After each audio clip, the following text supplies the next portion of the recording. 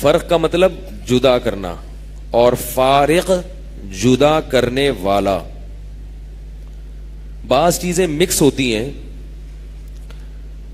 دیکھیں جدا کرنے کے دو طریقے ہوتے ہیں.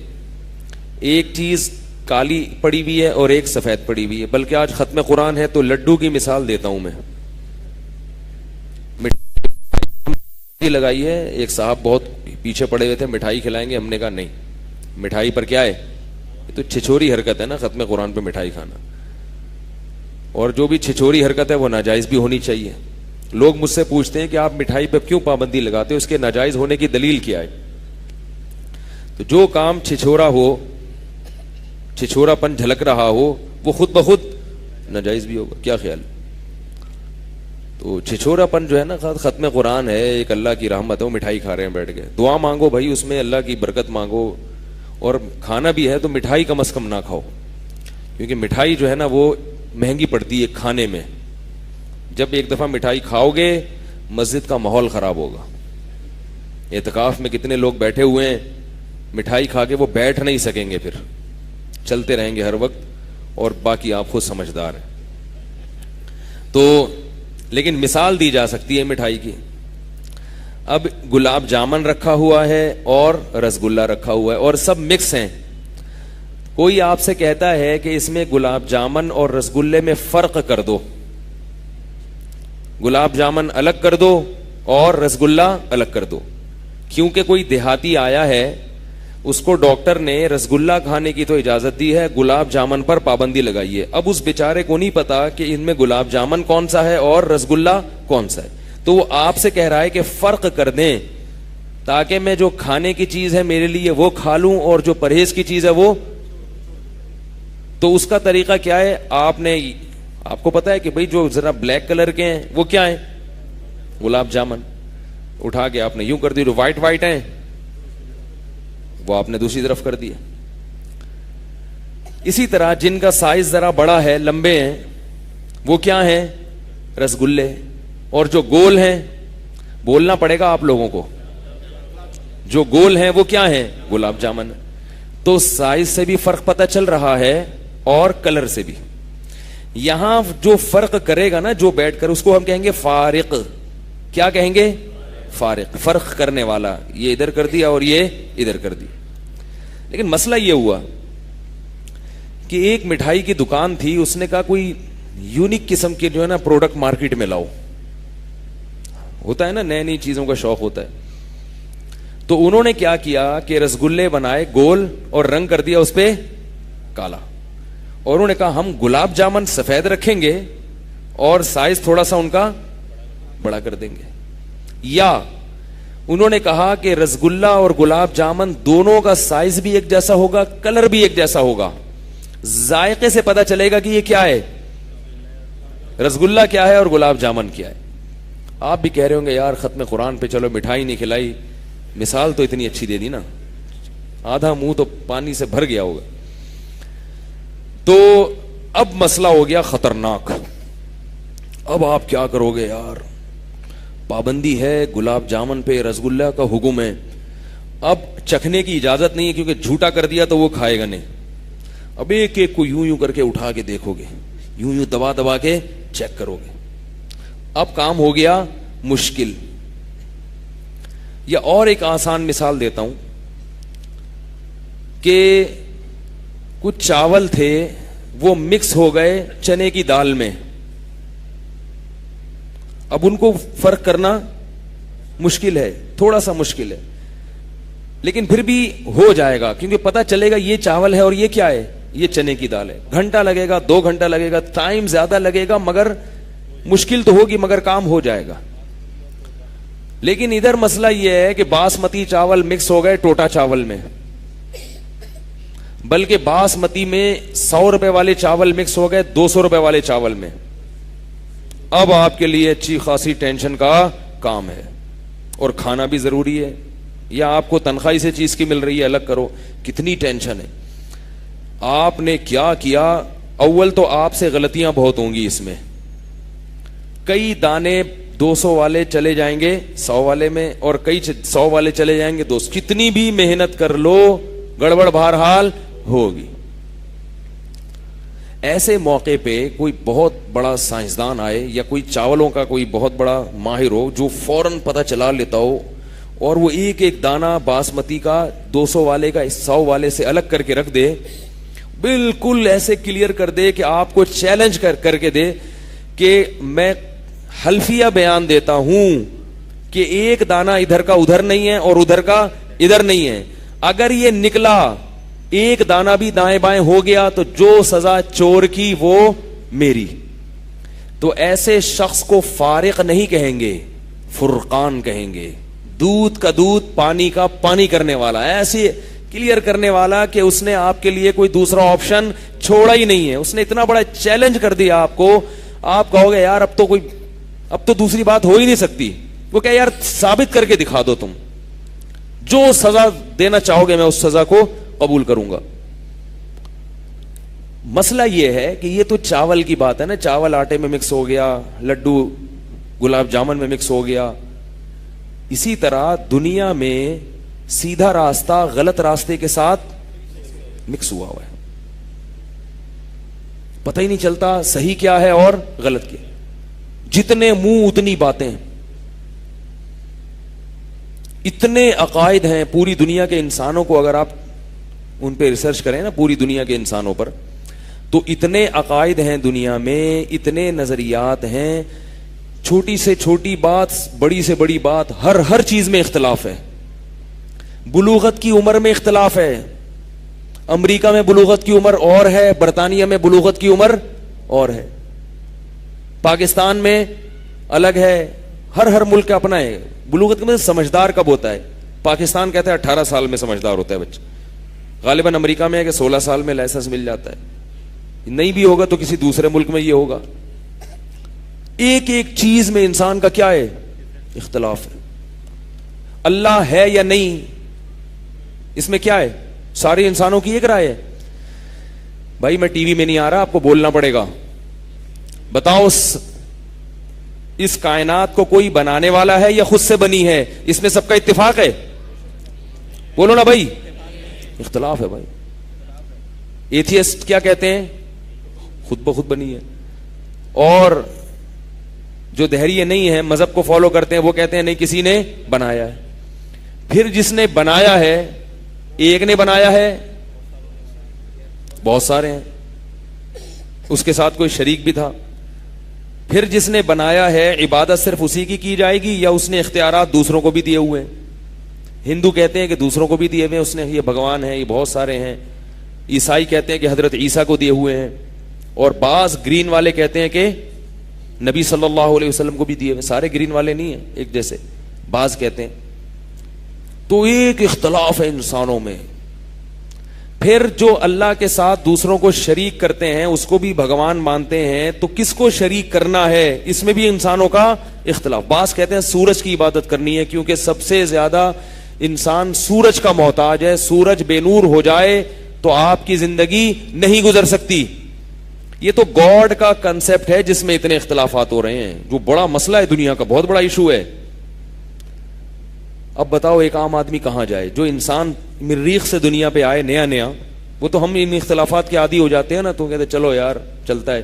کوئی مریخ سے آئے دنیا میں اور وہ پریشان ہو کہ یار انسانوں میں صحیح زندگی کس کی ہے اور غلط زندگی کس کی ہے, تو اب وہ کیا کرے گا؟ وہ پہلے امریکہ والوں کے پاس جائے گا, پہلے رشیا والوں کے پاس گیا, وہ تحقیق کر رہا ہے, اس کو اللہ نے اجازت دی ہے کہ تم جہاز میں گھوم کے نا پوری دنیا میں تحقیق کر سکتے ہو, کہیں بھی چلے جاؤ. وہ چاہ رہا ہے کہ مجھے پہلے تو اس میں اختلاف ہوگا کہ سیدھے راستے کو فالو کرنا بھی چاہیے کہ نہیں کرنا چاہیے. بعض لوگوں کا تو اس میں ہے, کہتے ہیں کیا ضرورت ہے سیدھے راستے کی پہچان کی, جیسے در مع الدہر کیف ما دار, زمانہ جیسے گزر رہا ہے زمانے کے ساتھ گزرتے رہو. کیا ضرورت ہے بھائی یہ والا وہ والا, ٹھیک ہے جو جیسے چل رہا ہے چلتے رہو. تو یہ بھی ایک اختلافی مسئلہ ہے کہ سیدھے راستے پہ چلنا بھی ہے یا نہیں ہے, سیدھے راستے کو تلاش بھی کرنا ہے کہ نہیں کرنا. بہت سے لوگ کہتے ہیں سیدھے راستے کو ہم نے تلاش کرنا ہی نہیں ہے, جس راستے پہ کلچر آپ کو چلا رہا ہے آپ اس راستے کو فالو کریں. سمجھ میں آ رہی ہے بات کہ نہیں آ رہی؟ تو وہ جب زمین پہ اترے گا تو پہلے تو وہ یہ سوچے گا کہ سیدھے راستے کو فالو کرنا ہے یا نہیں کرنا. جائے گا تو اس میں لوگوں کا کیا ہوگا؟ اختلاف. جو مذہبی لوگ ہوں گے, چاہے وہ یہودی ہوں, چاہے وہ عیسائی ہوں, چاہے وہ ہندو ہوں, چاہے وہ مسلم ہوں, سب اپنی طرف کھینچ رہے ہوں گے. اور کچھ کہہ رہے ہوں گے, جو ایتھیسٹ ہیں وہ بھی کہہ رہے ہوں گے سیدھا راستہ ہے, مگر وہ ہے جس کو ہم کہتے ہیں عقل بتائے گی کہ سیدھا راستہ کیا ہے, مذہب نہیں بتائے گا. وہ کہے گا چلو عقل سے پوچھتا ہوں میں سیدھا راستہ کیا ہے. تو بڑے بڑے عقل مندوں کے نمبر لے لے گا, ہر عقل مند کی ایک الگ لاجک ہوگی اور اس کا ایک الگ نظریہ ہوگا. جتنے بھی عقل مند ہیں نا, ہر ایک نئی کہانی بیان کر رہا ہوگا. وہ کہہ رہا ہوگا یہ ہے, دوسرا کہہ رہا ہوگا نہیں یہ نہیں یہ. تو وہ یہی فیصلہ نہیں کر پائے گا موت تک کہ خدا ہے یا نہیں ہے. پھر خدا کے وجود پر ایمان لانے کے بعد کہ کتنے خدا ہیں, کس کی عبادت کرنی ہے, سورج کی کرنی ہے, روٹی کی کرنی ہے, چوہے کی کرنی ہے, بندر کی کرنی ہے. تو چوہوں کی بھی ہو رہی ہے عبادت, تو بندروں کی بھی ہو رہی ہے, بتوں کی بھی ہو رہی ہیں. پھر اس کے بعد جب وہ آئے گا ادھر, اللہ بھلا کرے آپ کا, وہ فرض کرو اس نے مان لیا کہ اللہ ہے, ہم تو اسی کو مانتے ہیں نا, اللہ ہے. پھر اللہ کو ماننے کے بعد اس نے مان لیا کہ وہ ایک ہے. اب مسئلہ تین بڑے بڑے اختلاف اس کے سامنے آئیں گے, ایک یہودی کا, ایک عیسائی کا اور ایک مسلمان کا. تینوں ایک خدا کو دعوے کی حد تک ایک خدا کو مانتے ہیں, عملاً اس پر چلے یا نہیں چلے, دعویٰ یہی ہے کہ ہم ایک خدا کو مانتے. تو اب ایک خدا کو مانتے ہیں تو وہ خدا کی حقیقی تعلیمات کس کے پاس ہیں, اس میں اختلاف ہے کہ نہیں ہے؟ کتنے, کم سے کم تین بڑے بڑے قول ہیں اس میں. یہودی کہتے ہیں کہ جنت میں صرف ہم جائیں گے, ہمارے پاس موسیٰ علیہ السلام کی تعلیم ہے, وہ موسیٰ جسے اللہ نے کوہ طور پہ بلایا, وہ موسیٰ جس سے اللہ ہم کلام ہوتے تھے, وہ موسیٰ جس کے ماننے والوں کو اللہ نے بیت المقدس میں خلافت دی, جس میں داؤد علیہ السلام بھیجے, جس میں سلیمان علیہ السلام بھیجے. یہ بڑے بڑے پیغمبر ہم میں بھیجے ہیں, تم میں نہیں, ہم اللہ کے لاڈلے ہیں. نحن ابناء اللہ و احباء. قرآن کہتا ہے کہ یہ کہتے ہیں کہ ہم اللہ کے بیٹے اور ہم اللہ کے محبوب ہیں. لہذا نجات حاصل کرنی ہے تو کس کو فالو کرنا پڑے گا؟ موسیٰ علیہ السلام کی تعلیمات کو. عیسائی کیا کہتے ہیں؟ نہیں نہیں نہیں, یہودی غلط کہہ رہا ہے. لوگوں, وہ جو مریخ سے آیا تھا نا, اس کو کیا کہہ رہے ہیں عیسائی؟ وہ کہتا ہے میں مریخ پہ ہی رہتا تو اچھا تھا. عیسائی اس کو کیا کہیں گے کہ ہم برحق ہیں. کیوں بھائی؟ عیسیٰ ابن مریم اللہ کے سچے نبی تھے. یہودیوں کی کتابوں میں ان کی بشارت ہے, آج تک ہے, وہ دلائل دکھائیں گے. دیکھو اللہ نے یہودیوں سے وعدہ کیا تھا کہ ایک نبی آئے گا جس کا نام احمد ہوگا, عیسیٰ مسیح ہوں گے, اور اللہ ان کو زندہ آسمانوں پہ اٹھا لیں گے, تم ان کو قتل نہیں کر سکو گے, ان کے ہاتھ پہ ایسے ایسے معجزے ظاہر ہوں گے. اور اللہ نے کب کہا کہ موسیٰ علیہ السلام آخری نبی ہیں, یا داؤد علیہ السلام آخری نبی ہیں, یا سلیمان علیہ السلام آخری نبی ہیں؟ یہ تو دنیا کی کسی کتاب میں نہیں لکھا, یہ تو نہ تورات میں نہ انجیل میں کہیں بھی نہیں لکھا. تو جب آخری نہیں ہے تو ان کے بعد کون سا نبی آیا ہے؟ تو وہ مریخ سے آیا ہوا کیا کرے گا؟ اب یہاں باسمتی چاول کو ٹوٹا چاول سے الگ کرنا تو آسان ہے, لیکن اتنے سارے, یہاں تو چنے کی دال, مسور کی دال, جڑی ہوئی دال, ٹوٹی ہوئی دال, باسمتی, ٹوٹا, سب ایک تھیلے میں کیا ہو گئے ہیں؟ مکس ہو گئے, اور کام لگا دیا. ان میں صحیح کو نہیں نکالا تو جہنم میں جاؤ گے. یہی ہے نا, اللہ نے کیا کہا, اگر دین برحق پہ نہیں چلے تو کہاں جاؤ گے؟ وہاں تو صرف یہ تھا کہ رسگلہ اور گلاب جامن کا مسئلہ تھا, غلط چیز کھا لی تو بد پرہیزی ہو جائے گی زیادہ زیادہ. اور ادھر کیا ہے, جو صحیح اور غلط میں اگر فرق نہیں کیا اور موت تک تمہیں اس نتیجے پر نہیں پہنچے کہ صحیح کیا اور غلط کیا, تو جہنم کی آگ تمہارا انتظار کر رہی ہے. فاتقوا النار, اس آگ سے ڈرو جو اللہ نے گمراہ لوگوں کے لیے تیار کر کے رکھی ہے, وہ آگ ہے جہنم کی. تو اب آپ مجھے بتاؤ کہ وہ مریخ سے آیا ہوا بیچارہ کیا کرے گا؟ ادھر مسلمان مل گئے, کوئی مولوی صاحب ملے, انہوں نے کہا کہ صحیح کیا ہے؟ ابے یہ تو جہنمی ہے, عیسائی, یہودی. صحیح مذہب کیا ہے؟ اسلام ہے, محمد صلی اللہ علیہ وسلم. ہم فرض کر لیتے ہیں کہ وہ مسلمانوں سے متاثر ہو کر مسلمانوں کے پاس آ گیا کہ چلو میں تمہارے دین کو فالو کرتا ہوں. یہ ساری چیزیں فرضی ہیں. مسلمانوں کے پاس آ کے بھی وہ اس کا مسئلہ حل نہیں ہوگا. سب سے پہلے 3 قسم کی چیزیں آئیں گی اس کے سامنے, گرین, وائٹ اور ٹانگیں چوڑی کرنے والے. گرین چینل, وائٹ چینل اور, بولو نا بھائی, یہ تو بڑے بڑے ہیں 3. اس کے آگے پھر نیچے بھی ہیں شاخیں بہت ساری, ٹینڈ کرانے والے, سر پہ بال رکھنے والے, ٹھیک ہے نا. پھر ایڈوانس مفتی, ذرا زمانے کے حساب سے اپنے آپ کو اپ گریڈ رکھنے والے. تو عجیب عجیب چیزیں اس کو ملیں گی, اور ہر ایک کہہ رہا ہوگا صحیح 73 فرقے نبی نے فرمایا تھا ہوں گے, جس میں ایک جنتی, میں صرف جنتی, باقی سارے کیا ہیں 72 کے 72 جہنمی. پریشان ہوگا. پھر وہ یوٹیوب پہ جائے گا, بولے گا یار آج تک گوگل نے کبھی مایوس نہیں کیا. گوگل صرف ایک جگہ پہ آ کے فیل ہوا ہے. ایک دفعہ کسی پاگل نے غلطی سے لکھ دیا گوگل پہ بیوی کو قابو کرنے کا طریقہ, کمپیوٹر ہینگ ہو گیا, نیٹ جو ہے نا بند ہو گیا, ہکا بکا ہو گیا. بھائی تو کیا پوچھ رہا ہے یار, ہینگ ہو گیا بھائی وہ. تو لیپ ٹاپ میں وائرس آ گیا, اس کے سسٹم ہی تباہ ہو گیا اس کا. خیر, اب اس نے جناب یوٹیوب پہ گیا, تو یوٹیوب پہ ادھر لکھا ہے 20 رکعت تراویح سنت موقدہ, نیچے کلپ ہوگا تراویح صرف 8 رکعتیں ہیں. نیچے غامدی صاحب کا بیان ہوگا تراویح ہے ہی نہیں اسلام میں, تراویح اسلام میں ہے ہی نہیں, یہ تو مولویوں نے بنائی بھی ہے. تراویح کا لفظ دکھا دو بخاری میں, تراویح نہیں ہے. یہ 8 اور 20 کے جھگڑے تو بہت بات کے ہیں. تو کہاں جائے گا بیچارہ, سوچو نا یار, ہے بھائی. پھر کچھ ایسے ہوں گے جو منکرین حدیث ہوں گے, جو کہیں گے حدیث ہے ہی نہیں, صرف قرآن ہے. کچھ ہوں گے جماعت المسلمین میں جائے گا, پھر وہ کہے گا چھوڑو ان فرقوں سے, براءت کا اعلان کرو, اللہ نے تمہارا نام کیا رکھا ہے, مسلمین رکھا ہے. تو جماعت المسلمین سے ملے گا, جماعت المسلمین والے اس کو بتائیں گے یہ کیا دیوبندی, بریلوی, گرین, ہری پگڑی, تھانوی, مدنی, تم لوگ کے بنائے ہوئے نام ہیں. ان ہی الا اسماء سمیتموہا انتم وآباؤکم, جو بتوں پہ آیتیں پڑھ کے سنائی جاتی تھی نا کہ یہ تمہارے باپ دادا نے نام رکھے, لات, منات اور عزا, وہ ساری آیتیں کس پہ فٹ کریں گے, ہمارے اوپر. قرآن نے کہا ہے کہ لات, منات, عزا یہ جو بتوں کے نام ہے تو تمہارے باپ دادا کے رکھے ہوئے, ان کا کوئی حقیقت نہیں ہے. تو وہ سب کہاں کہیں گے یہ حنفی, مالکی, شافی, دیوبندی, بریلوی, یہ سب کس کے رکھے ہوئے ہیں, باپ نبی نے تھوڑی رکھے ہیں. بڑی زبردست بات لگے گی اس کو. تو وہ پھر چلا گیا بالآخر کس میں, جماعت المسلمین. مسئلہ حل نہیں ہوا. اس کو پتہ نہیں تھا کہ یہ جماعت المسلمین پارٹ 1 ہے, یہ جماعت المسلمین پارٹ 1 ہے, ایک پارٹ 2 بھی ہے, ٹھیک ہے نا. اب وہ آگے پوچھے گا کہ حدیث میں جس جماعت المسلمین کو جوائن کرنے کا حکم ہے وہ پارٹ 1 تھی یا پارٹ 2 تھی.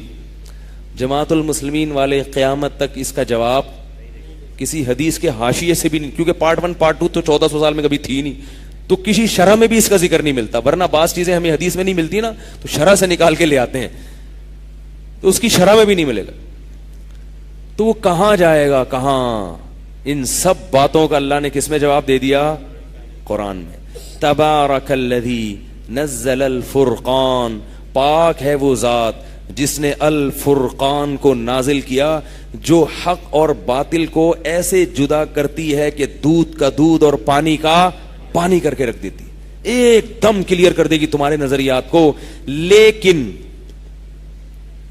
سوال یہ پیدا ہوتا ہے کہ اگر کر دیتی ہے تو ساری دنیا کے کانسیپٹ کلیئر ہوئے کیوں نہیں؟ آپ لوگوں کی سمجھ میں نہیں آ رہی تو غیر مسلموں کی سمجھ میں کہاں سے آئیں گی یہ باتیں؟ سوال یہ پیدا ہوتا ہے کہ کانسیپٹ کلیئر ہو کیوں نہیں رہے. یہ تو جو بھی اس کا ترجمہ پڑھے الف لام میم سے الحمد سے لے کے والناس تک, ایک دم سیدھے راستے پہ اس کو آ جانا چاہیے تھا, لیکن پھر یہ آ کیوں نہیں رہے؟ یہ بھی ایک الجھن ہے نا. اس معاملے میں بھی قرآن نے کانسیپٹ کلیئر کر دیا, ایسا کیوں نہیں ہو رہا؟ نہیں آ رہی نا بات بھائی. یہ بھی تو ایک بہت اہم سوال ہے نا کہ اللہ سب کو ہدایت کیوں نہیں مل رہی, سب ایک راستے پہ کیوں نہیں آ رہے؟ تو اللہ نے کتاب کی ابتدا ہی میں اس سوال کا جواب چکا دیا. فرمایا ہدل للمتقین, یہ سیدھا راستہ دکھائے گی ہر ایک کو نہیں, ان لوگوں کو جو سیدھے راستے پہ باقاعدہ آنا چاہتے ہیں. جو نہیں چاہتے یضل بہ کثیرا, ان کو اسی کے ذریعے گمراہ کروں گا میں. جو نہیں آنا چاہتے, جن کے دلوں میں اللہ کا خوف نہیں ہے, جو سیدھے راستے کو حاصل نہیں کرنا چاہتے, یضل بہ کثیرا ویہدی بہ کثیرا, جہاں اس کتاب کے ذریعے بہت سو کو ہدایت ملے گی وہیں اس کتاب کے ذریعے بہت سے لوگ گمراہ بھی ہوں گے, نہیں سمجھ میں آئے گی ان کو, کیونکہ وہ اس نیت سے پڑھیں گے ہی نہیں کہ ہمیں سیدھا راستہ مل جائے. تو یاد رکھو اس کتاب کی جو سب سے بڑی خصوصیت ہے وہ یہ ہے کہ یہ حق اور باطل کو چھانٹ کر ایسے الگ کر دیتی ہے کہ دودھ کا دودھ اور پانی کا پانی کر دیا. ورنہ دودھ سے پانی نکالنا بڑا مشکل, دودھ میں پانی ملانا جتنا آسان ہے پانی نکالنا اتنا ہی مشکل. بوائل کرنا پڑتا ہے, پھر پانی ابلے گا, پھر آپ ایک پائپ لگا کے اس بھاپ کو الگ جمع کرو, آخر میں گاڑھا کیا رہ جائے گا, دودھ. ٹینشن والا کام ہے, آسان کام نہیں. اسی وجہ سے گوالے یہ والا کام نہیں کرتے, دوسرا والا زیادہ کرتے ہیں. یار جو آسان ہے وہ کر لو. تو اللہ نے کیا کیا, اس کتاب کو میں حق اور باطل کو کیا کیسے کر دیا, بالکل واضح, بالکل شروع میں ہی واضح کر دیا. اب سوال پیدا ہوتا ہے کہ پھر یہ واضح ہوتا کیوں نہیں ہے بھائی. میرے ایک دفعہ ایک منکرین حدیث سے بات ہوئی, اگر آپ صحیح طرح سے قرآن سمجھیں تو خدا کی قسم قرآن انسان کے 14 طبق روشن کر دیتا ہے, وہ آپ کو ان تمام گمراہیوں کے اندھیروں سے نکال دیتا. ایک دفعہ ایک منکرین حدیث تھے, منکرین حدیث, ان سے میری, میں کئی دفعہ یہ واقعہ بیان کر چکا ہوں لیکن میں مختصر صرف تھوڑی سی ہلکی سی روشنی ڈالوں گا تاکہ میں جو کہنا چاہ رہا ہوں وہ سمجھ میں آ جائے. وہ میرے پاس آئے اور کہنے لگے کہ حدیث حجت نہیں ہے, صرف قرآن حجت ہے, یعنی ہمیں صرف قرآن کو فالو کرنا چاہیے, حدیث کو فالو نہیں کرنا چاہیے. میں نے کہا کیوں؟ انہوں نے کہا بخاری میں غلطیاں ہیں, مسلم میں غلطیاں, جو الٹے سیدھے الزامات لگاتے ہیں, ابو داؤد میں یہ غلطی ہے, فلانے میں یہ غلطی ہے. میں نے کہا آپ قرآن کو تو مانتے ہو نا؟ اس نے کہا ہاں مانتا ہوں. میں نے کہا پورے کو مانتے ہو یا آدھے کو مانتے ہو؟ یاد رکھو جہاں بھی گڑبڑ ہوگی نا, کوئی باطل فرقہ پیدا ہوگا, وہ پورے قرآن کو نہ ماننے کی وجہ سے ہوگا. کچھ آیتیں لے رہا ہوگا اور کچھ چھوڑ رہا ہوگا. گڑبڑ یہاں سے شروع ہوتی ہے. اس نے کہا پورے کو مانتے ہیں. میں نے کہا پورے میں آتا ہے کہ نبی صلی اللہ علیہ وسلم کو اللہ نے فرمایا کہ هو الذی بعث فی الامیین رسولا, اس نے اپنے رسول کو بھیجا. اس رسول کی ذمہ داریاں کیا ہیں؟ 3 ذمہ داری. وَيُعَلِّمُهُمُ الْكِتَابَ, ان 3 ذمہ داریوں میں پہلی ذمہ داری ہے کہ نبی ان کو کتاب سکھائیں گے. کیا کریں گے نبی؟ بولے نا بھائی, سکھائیں گے. میں نے کہا اگر یہ بخاری مسلم اور یہ حدیث کی ساری کتابیں بالفرض غلط ہیں تو نبی نے جو قرآن سکھایا صحابہ کو, پھر صحابہ نے وہی نبی کا سیکھا ہوا آگے پہنچایا, تو وہ نبی کا سکھایا ہوا گیا کہاں پھر؟ کیونکہ اللہ تو فرما رہے ہیں کہ یہ قرآن تمہاری پورا قرآن خود سے سمجھ میں نہیں آئے گا, بلکہ کون سکھائے گا تمہیں؟ نبی. یہ تو خود قرآن کہہ رہے ہیں. اگر پورا قرآن خود سے سمجھ میں آ جاتا تو اللہ یہ کیوں کہتے کہ نبی سکھائیں گے؟ اگر یہ اجمیوں میں نازل ہوتا تو ہم کہتے کہ بھئی چونکہ ان کو عربی نہیں آتی تھی تو نبی ان کو عربی پہلے سکھا دیں گے جس سے وہ سیکھ لیں گے. لیکن یہ تو انہی کی زبان پہ نازل ہوا نا, عربوں کی زبان پہ نازل ہوا ہے, یہ جو وہ بولتے تھے اسی پہ نازل ہوا ہے, ان کی جو مادری زبان تھی اس زبان میں قرآن نازل ہوا ہے. تو ظاہر ہے ان کو لفظوں کے مطلب آتے تھے, گرامر آتی تھی, سب کچھ آتا تھا. اس کے باوجود قرآن کہہ رہا ہے کہ سکھائے گا کون؟ نبی. تو میں نے کہا وہ نبی کا سکھایا ہوا گیا کہاں؟ اگر وہ غائب ہو گیا تو اس کا مطلب قرآن ہم سمجھ سکتے ہی نہیں ہیں. تو پھر پورے قرآن پہ چل ہی نہیں سکتے. جب سمجھ ہی نہیں سکتے, جب سمجھ ہی نہیں سکتے تو چل کہاں سے سکتے ہیں بھائی؟ تو وہ ادھر ادھر کی مارنے لگے, کہہ رہے ہیں بخاری میں یہ غلطی. میں نے کہا چلو یار بخاری کو ایک طرف رکھ دو, مسلم تو صحیح والی کتابیں دکھا دو نا پھر. میں نے کہا کوئی کیسٹ کی شکل میں ہو, کوئی آڈیو کی شکل میں ہو, کچھ بھی ہو, کوئی لکھی ہوئی تحریر ہو, دکھاؤ, پھر ہم اس کو مقابلہ کریں گے تو جو صحیح لگے گا اس کو لے لیں گے. تو وہ کہتا ہے کہ بھائی نبی نے یہی تو سکھایا جو قرآن ہے, یہی دے کے چلے گا, یہی سکھایا. تو میں نے اس کو ایک مثال دی, بس میں مثال ختم کر کے پھر اپنا بیان جو میں چل رہا تھا اس پہ آتا ہوں. میں نے کہا دیکھو اسکول آپ نے پڑھا ہے, نیوٹن کا ایک قانون ہے, لا ہے کہ جو چیز متحرک ہے وہ ہمیشہ متحرک رہے گی. کیا خیال ہے؟ جب تک کوئی رکاوٹ نہ ہو. اور جو رکی ہوئی ہے وہ ہمیشہ رکی رہے گی جب تک اس کو چلانے والی کوئی چیز نہ ہو. میں نے کہا یہ قانون آپ نے بچوں کو پڑھایا, آپ ٹیچر تھے, آپ نے کہا جو چیز متحرک ہے وہ متحرک رہے گی, جو رکی ہوئی ہے وہ رکی ہوئی رہے گی. یہ اس کا متن پڑھ کے آپ نے بچوں کو پڑھا دیا. اب بچے کہہ رہے ہیں سر ڈیفائن کریں اس کو, آپ اس قانون کو ہمیں سمجھائیں. آپ نے دوبارہ سے متن پڑھ کے سنا دیا. وہ کہہ رہے ہیں بھائی یہ تو پتا تو چل گیا یہ لا ہے, اب ذرا اس کو ڈیفائن کریں نا. نبی کی ذمہ داری ہے لِتُبَيِّنَ لِلنَّاسِ, قرآن کہہ رہے ہیں نبی اس کو ڈیفائن کریں گے. تو سر پلیز اب آپ یہ نیوٹن کے لا کو ڈیفائن کریں. آپ نے پھر وہی قانون پڑھ کے سنا دیا. تو وہ کہے گا سر آپ خیریت سے تو ہیں, طبیعت تو ٹھیک ہے, یہ تو سنا دیا ہم نے سن لیا, اب ڈیفائن تو اپنے الفاظ میں ہوتا ہے نا بھائی, تشریح تو اپنے الفاظ میں کی جائے گی. میں نے کہا قرآن کا متن تو آ گیا الحم سے لے کے والناس تک, اللہ کہہ رہے تشریح کون کرے گا؟ نبی. تو وہ تو نبی کے الفاظ میں ہوگی نا تشریح, وہ کہاں گئی؟ تو وہ بیچارہ 2 گھنٹے تک ادھر ادھر بغلیں جھانکتا رہے. میں نے کہا یہ تو تمہارا علم ہے, میرا تو خیال تھا ابھی ہم آگے چلیں گے تو باتیں ہوں گی, تو بات یہیں آگے سے. تو میں بتا رہا ہوں ہر باطل آدمی کیا کرتا ہے, قرآن کا نام لیتا ہے مگر پورے قرآن کو فالو, بولو بھائی, نہیں کرتا. پورے قرآن کو. اور کیوں فالو نہیں کرتا؟ وجہ اس کی کیا ہے؟ شروع میں اللہ نے بتا دیا کہ اس میں ہدایت صرف متقین کے لیے, جو پرہیزگار بننا چاہتے ہیں. یہ لوگ چاہتے ہی نہیں ہیں, یہ امت کو توڑنا چاہتے ہیں, فرقوں میں بانٹنا چاہتے ہیں, نام اتحاد کا لیتے ہیں, کام امت کو توڑنے کا کرتے ہیں. 2-3 مثالیں دے کے بس میں جلدی سے اس موضوع کو سمیٹتا ہوں. میں نے کہا اسی طرح بعض لوگ کہتے ہیں ہم فقہا کو نہیں مانتے, بعض کیا کہتے ہیں ہم فقہا کو نہیں مانتے, ہم صرف قرآن اور حدیث کو مانتے ہیں. وہ حدیث کو بھی ساتھ میں لگا دیتے ہیں, مگر ہم فقہا کو, بولو بھائی, نہیں مانتے.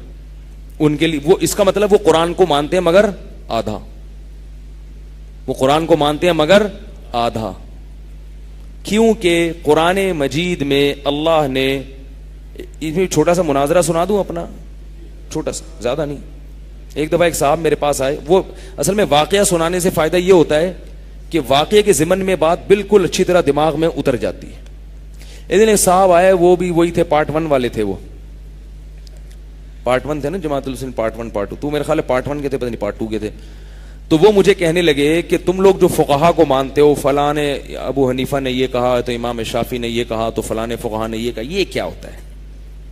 قرآن کہہ رہا ہے اتبعوا ما انزل الیکم من ربکم, اللہ نے تم پر جو قرآن نازل کیا صرف اور صرف اس کے پیچھے چلو, صرف اس کے پیچھے چلو. ولا تتبعوا من دونہ اولیاء, اور اس کے کو چھوڑ کر کسی اور کو فالو مت کرو. تو جب خاموش ہوئے, میں نے کہا قرآن میں جو اللہ نے کہا کہ اس کتاب کے پیچھے چلو جو نازل ہوئی ہے, تو پوری کتاب مراد ہے یا آدھی مراد ہے؟ پوری کے پیچھے چلیں یا آدھی؟ میں سمجھ گیا کہ وہ کیا ہو گئے ہیں, پریشان. کہنے یار یہ تو مسئلہ خراب ہو گیا, پتہ نہیں کون سی آیت پیش کریں گے مولوی صاحب. میں نے کہا پورے کے پیچھے چلو یا آدھے کے؟ اس نے کہا پورے کے.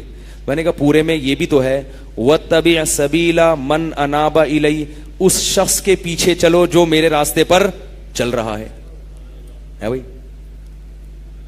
تو اب 2 قسم کی آیتیں ہیں. ایک آیت میں ہے کہ ڈائریکٹ قرآن پہ چلو, اور ایک میں ہے اس کے پیچھے چلو جو ڈائریکٹ قرآن پہ چل رہا ہے. یعنی گویا ڈائریکٹ نہیں چلو بلکہ اس کے پیچھے چلو جو قرآن پہ چل رہا ہے.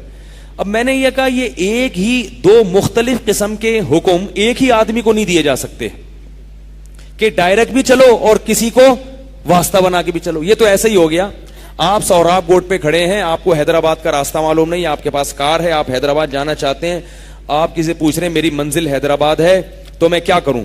ایک طریقہ تو یہ کہ آپ کو ڈائریکٹ حیدرآباد کا راستہ بتا دیا جائے, بھائی یہاں سے یوں جاؤ, ڈائریکٹ جاؤ, نوری آباد آئے گا, پھر یوں آئے گا, یہ نقشہ ہے, گوگل میپ ہے, سمجھ سکتے ہو تو ٹھیک ہے, آپ نے پورا گوگل میپ سمجھا, آپ جا رہے ہیں.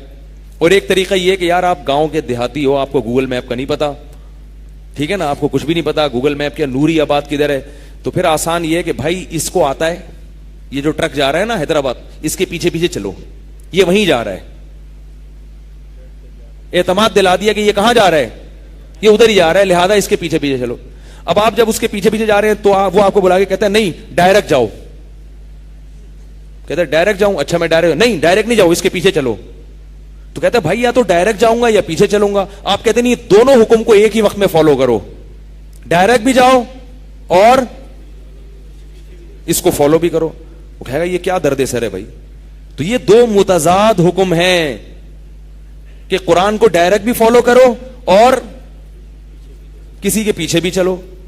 تو ایک ہی آدمی کو ایسا خطاب نہیں ہو سکتا.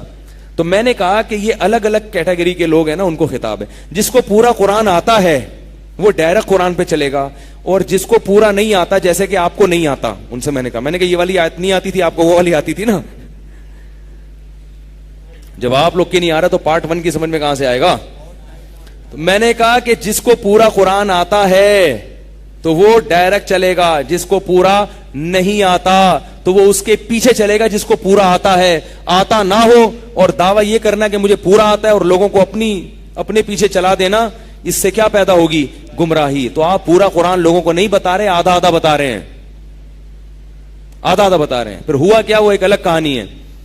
تو میں یہ عرض کر رہا ہوں کہ مسئلہ گڑبڑ کہاں سے ہوتا ہے, ہم پورے قرآن کو فالو نہیں کرتے. تو پورے قرآن میں اللہ نے علماء کی اتباع کا بھی حکم دیا ہے. تو یہ جو منکرین حدیث ہیں یا وہ لوگ جو فقہا کی اتباع میں عار محسوس کرتے ہیں اور وہ کہتے ہیں ہم صرف قرآن و سنت کو مانتے ہیں, تو نہیں مانتے قرآن و سنت کو. اگر ہم پوری حدیثوں کو مانیں گے تو حدیثوں کا مطلب بھی آپ سمجھ لیں. رسول اللہ صلی اللہ علیہ وسلم کی صحیح حدیث ہے, آپ نے فرمایا بلغوا عنی ولو آیا, جو بھی مجھ سے سنو آگے پہنچا دو. اور فرمایا رب حامل فقہ غیر فقیہ, بہت سے لوگ علم کی بات جانتے ہیں مگر سمجھتے نہیں ہیں. تو تم ایسے تک پہنچا دو گے جو تمہارے پہنچانے سے جان لے گا اور اس کا مطلب سمجھ بھی لے گا. تو پتا چلا کہ حدیثوں میں ہر حدیث کا مطلب ہر ایک کی سمجھ میں نہیں آتا. کچھ لوگ سمجھ لیتے ہیں اور کچھ نہیں سمجھتے. تو جو نہیں سمجھتے وہ ان کو فالو کریں گے جو سمجھتے ہیں. تو اس لیے اپنے آپ کو یہ کہنا کہ میں, جیسے آج کل ایسے پروفیسر پیدا ہو رہے ہیں کہ ہم کسی کو نہیں مانتے, ان کو فقہا کے حوالے دو, علماء کے حوالے دو, نہیں مانتے, ہم نہیں مانتے. ایک دفعہ کیا ہوا, ایک صاحب نے مجھے کہا کہ ایک پروفیسر ہیں, ان کا ایک مسئلہ بیان کیا کہ وہ کہتے ہیں میں صرف قرآن کو مانتا ہوں اور حدیث کو مانتا ہوں, باقی کسی کو نہیں مانتا. اور اس بیس پہ انہوں نے رجم کا انکار کر دیا. رجم جو ہے نا, شادی شدہ مرد کو زنا جو کرے اس کو شریعت نے کیا حکم دیا ہے, پتھروں سے مار کے ہلاک کرو. تو انہوں نے کہا میں قرآن کو مانتا ہوں اور صحیح حدیث کو مانتا ہوں. تو کسی نے کہا کہ یہ تو صحیح حدیث ہے کہ نبی نے رجم کیا ہے, صحیح مسلم کے بخاری کی. انہوں نے کہا یہ والی حدیث صحیح نہیں ہے, ایسے ہی بس, یہ چونکہ قرآن کے خلاف جا رہی ہے لہذا یہ صحیح نہیں ہے. اپنی طرف سے ایک اصول بنا لیا کہ چونکہ قرآن میں تو ہے نا کنوارے کا, تو اس میں تو نہیں فرق ہے کہ شادی شدہ ہو یا کنوارا ہو, قرآن نے تو رجم کا حکم دیا, تو میں قرآن کو مان رہا ہوں. قرآن کہہ رہا ہے الزانیۃ والزانی, زنا کرنے والا مرد ہو یا عورت ہو دونوں کو پتھروں سے, دونوں کو کوڑے مارو. تو انہوں نے کہا قرآن نے تو یہ نہیں کہا نا کہ وہ شادی شدہ یا غیر شادی شدہ, قرآن نے تو یہ کہا مرد ہو یا عورت ہو, چاہے کنوارا ہو یا شادی سے کوئی غیر نہیں, پتھروں سے اس کو کوڑے مارو. اور تم لوگ مولوی لوگ کیا کہتے ہیں, سنسار کرو. تو میں تو قرآن کو مانتا ہوں, قرآن کو نہیں مانتے. اگر قرآن کو مانتے تو قرآن مجید میں دوسری جگہ پر اللہ نے کا ارشاد ہے وَمَن يَتَّبِعْ غَيْرَ سَبِيلِ الْمُؤْمِنِينَ نُوَلِّهِ مَا تَوَلَّى, جو مومنین کے راستے کو چھوڑ کر کسی اور راستے پر چلے گا, جہاں جا رہا ہوگا جانے دیں گے, وَنُصْلِهِ جہنم, اور بالآخر ہم اس کو جہنم کی آگ میں دھکیل دیں گے. تو اللہ نے کیا فرمایا کہ پوری امت سے ہٹ کر آپ کو کوئی فتویٰ دینے کی اجازت, بولو نا بھائی, نہیں ہے. جب آپ ایک ایسا فتویٰ مارکیٹ میں لا رہے ہیں جو پوری امت کا نہیں ہے, صدیوں تک امت میں کسی نے وہ فتویٰ نہیں دیا, تو آپ مومنین کے راستے کو چھوڑ کے چل رہے ہیں کہ نہیں چل رہے؟ تو یہ اب آپ اگر کہہ رہے ہو کہ یہ رجم اسلام میں نہیں ہے, اس کا مطلب آپ نے قرآن کی اس آیت کا انکار کر دیا. تو اجماع امت کا کسی چیز پہ جمع ہو جانا یہ حجت قطعیہ ہے, اس کے خلاف کوئی دلیل نہیں چلتی. تو وہ جو مریخ سے آیا تھا نا بندہ, اس کو میرے پاس بھیج دو, ٹھیک ہے نا, اس کو میں بتاؤں گا بھائی پورے قرآن کو فالو کرو گے تو دودھ کا دودھ پانی کا پانی ہو جائے گا. اب میں آگے چلتا ہوں, جو بڑے بڑے مسائل ہیں تو چھوٹے چھوٹے ہیں نا. بہت بڑا مسئلہ اس وقت دنیا میں اسلام اور کفر کا بنا ہوا ہے. آج ہمارے بہت سے نوجوانوں کے دلوں میں اسلام مشکوک ہوتا چلا جا رہا ہے.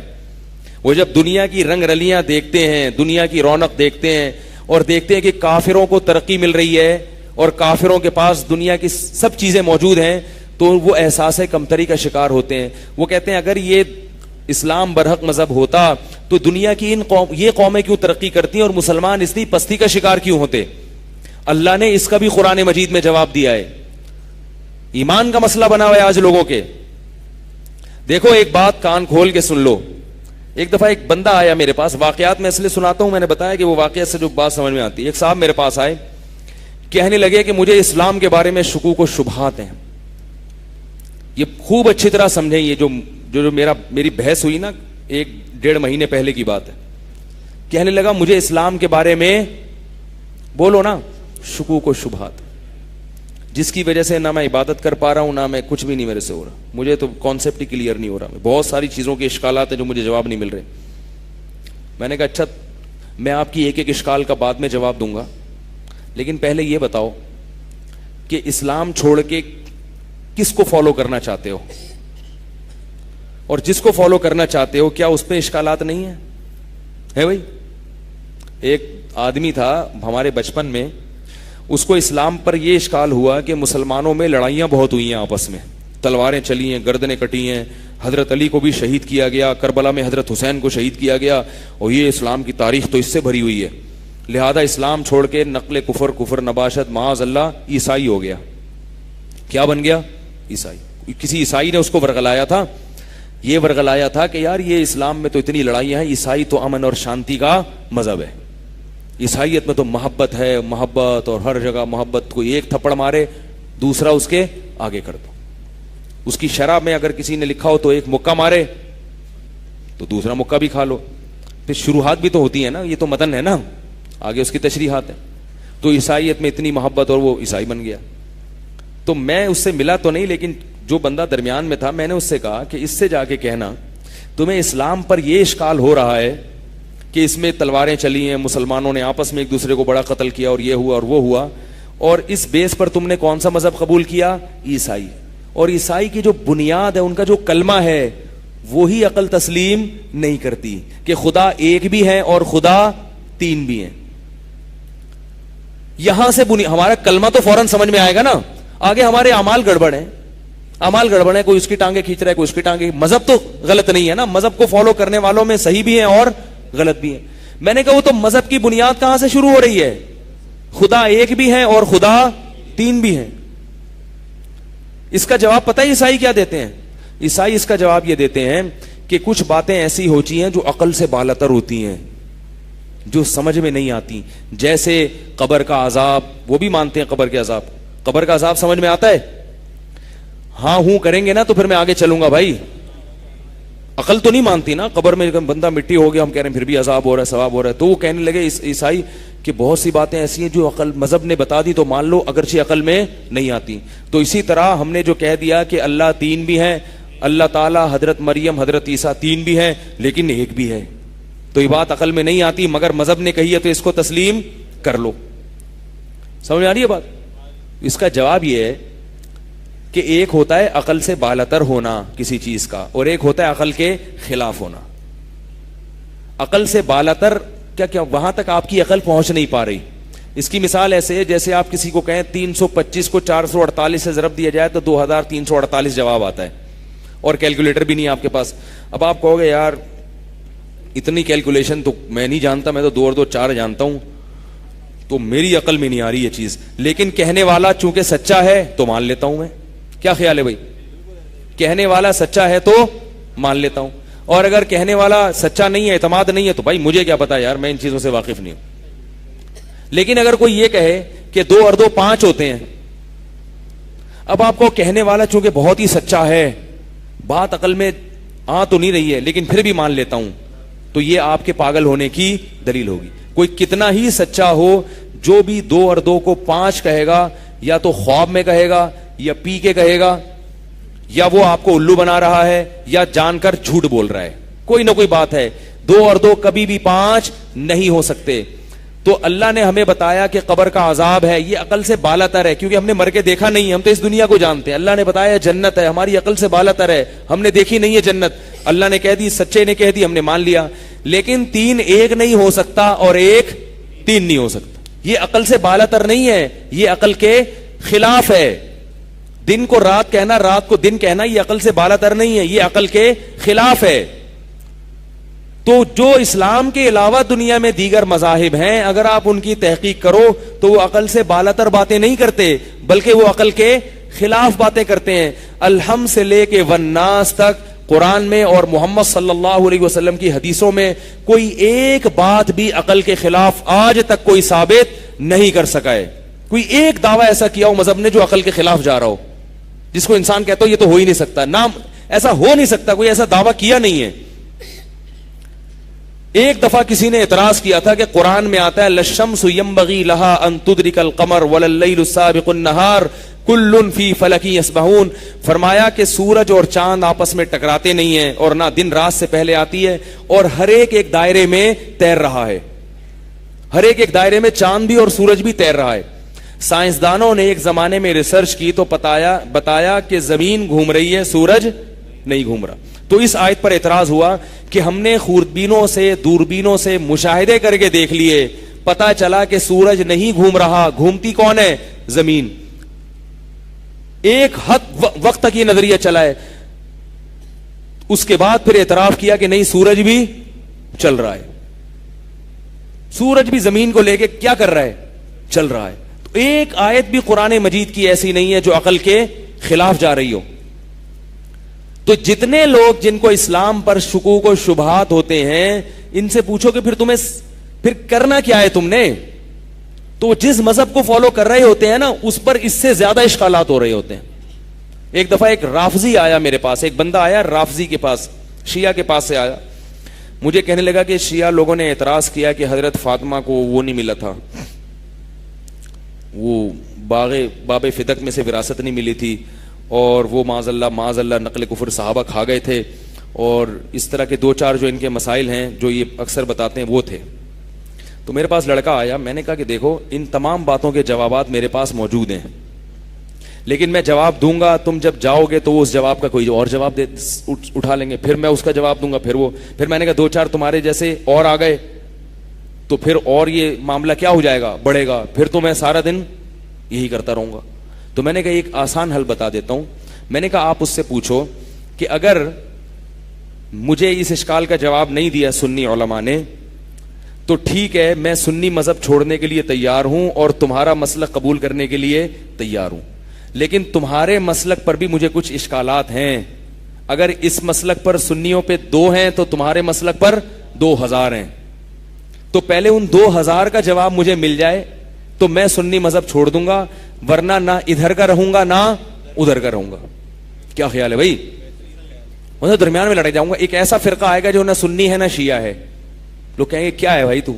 میں نے کہا کوئی رشتہ نہیں دے گا بھائی آپ کو.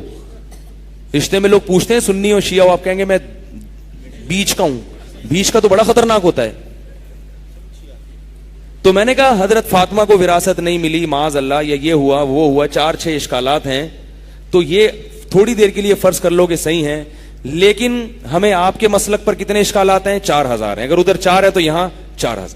پھر میں نے کہا وہ اشکالات میں بتاؤں گا, کہ بجائے ہم سے پوچھنے کے ان سے پوچھو, اس اشکال کا جواب, اس اشکال کا جواب, اس اشکال کا جواب. تو نہیں دے سکتے بھائی وہ جوابات, بہت سارے ہیں اشکالات. تو یہ جو باطل لوگ ہیں نا, قرآن کا یہ انداز ہے جو میں بتا رہا ہوں. جو ایتھیس لوگ ہیں وہ تو کسی مذہب کو مانتے ہی نہیں ہیں, ان کے جواب میں اللہ نے یہ انداز اختیار کیا جو میں آپ کے سامنے پیش کر رہا ہوں, کہ یہ اگر صحیح نہیں تو پھر صحیح کیا ہے.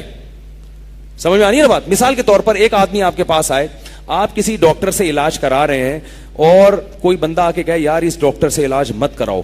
آپ تھے اجنبی, آپ جانتے نہیں اس علاقے کے ڈاکٹروں کو, کسی نے کہا اس ڈاکٹر سے علاج مت کراؤ, یہ 2 نمبر ہے. آپ کہیں پھر میں کیا کروں گا, کسی دوسرے ڈاکٹر سے کراؤ. آپ کہیں یار مجھے کوئی دوسرے ڈاکٹر کا تو پتہ نہیں ہے, تو آپ بتا دو. کہ نہیں میں بھی نہیں بتا سکتا. تو آپ کہو گے نہ اس سے علاج کرنے دے رہے ہو, نہ کسی دوسرے کا پتہ بتا رہے ہو, نہ کسی ایسے کے پاس جانے دے رہے ہو جو کسی دوسرے ڈاکٹر کا پتہ بتا دے, تو میں تو بغیر علاج کی دنیا سے چلا جاؤں گا. تو قرآن کے الفاظ کیا ہیں؟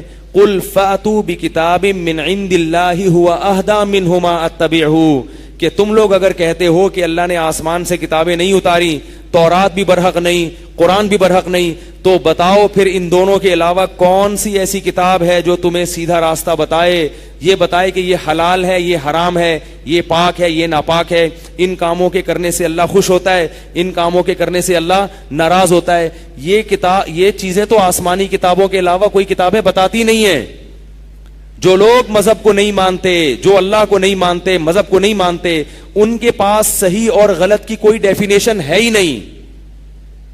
بات آ رہی ہے سمجھ میں؟ آپ ان سے پوچھیں صحیح کیا ہے, وہ کہیں گے وہ صحیح وہ ہے جس کو میں صحیح سمجھوں. تو آپ کہیں اگر آپ ایک چیز کو صحیح سمجھ رہے ہیں اور دوسرا نہیں سمجھ رہا تو پھر ان دونوں میں سے صحیح کیا ہے؟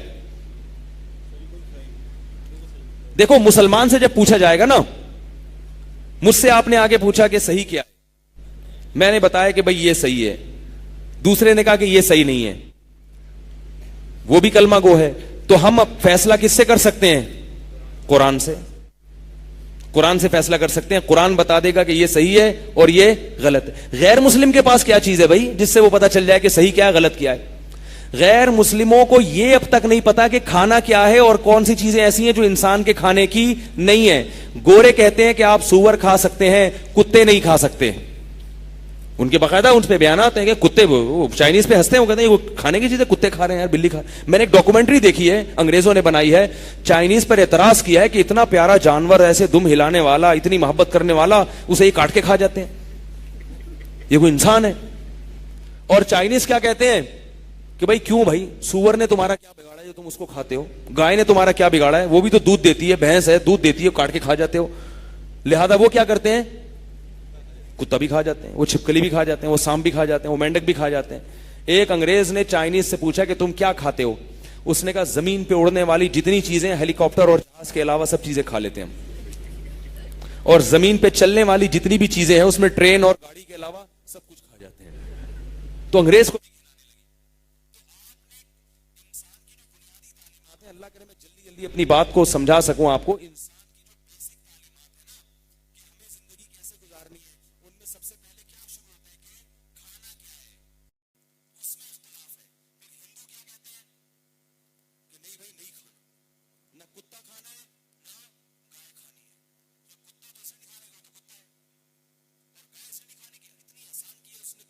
ساری زندگی تمہیں دودھ پلایا. ایک ہمارے شدار شپ پہ تھے تو ایک انگریز لڑکی کیپٹن تھی، اس نے کہا وہ ہندو لڑکی کہنے لگی، ایجوکیٹڈ تھی، کہ اتنا گائے نے ساری زندگی احسان کیا، دودھ پلایا اور آپ اسی کو کاٹ کے کھا جاتے ہو. پھر وہ ہمارے ان رشتے دار سے کہنے لگی کہ آپ نے نہیں، آپ گائے کا دودھ نہیں پیتے؟ انہوں نے کہا نہیں میں بکری کا پیتا ہوں. انہوں نے کیا کہا میں کیا کرتا ہوں؟ میں گائے کا نہیں پیتا، میں کیا کرتا ہوں؟ میں تو بکری کا پیتا ہوں.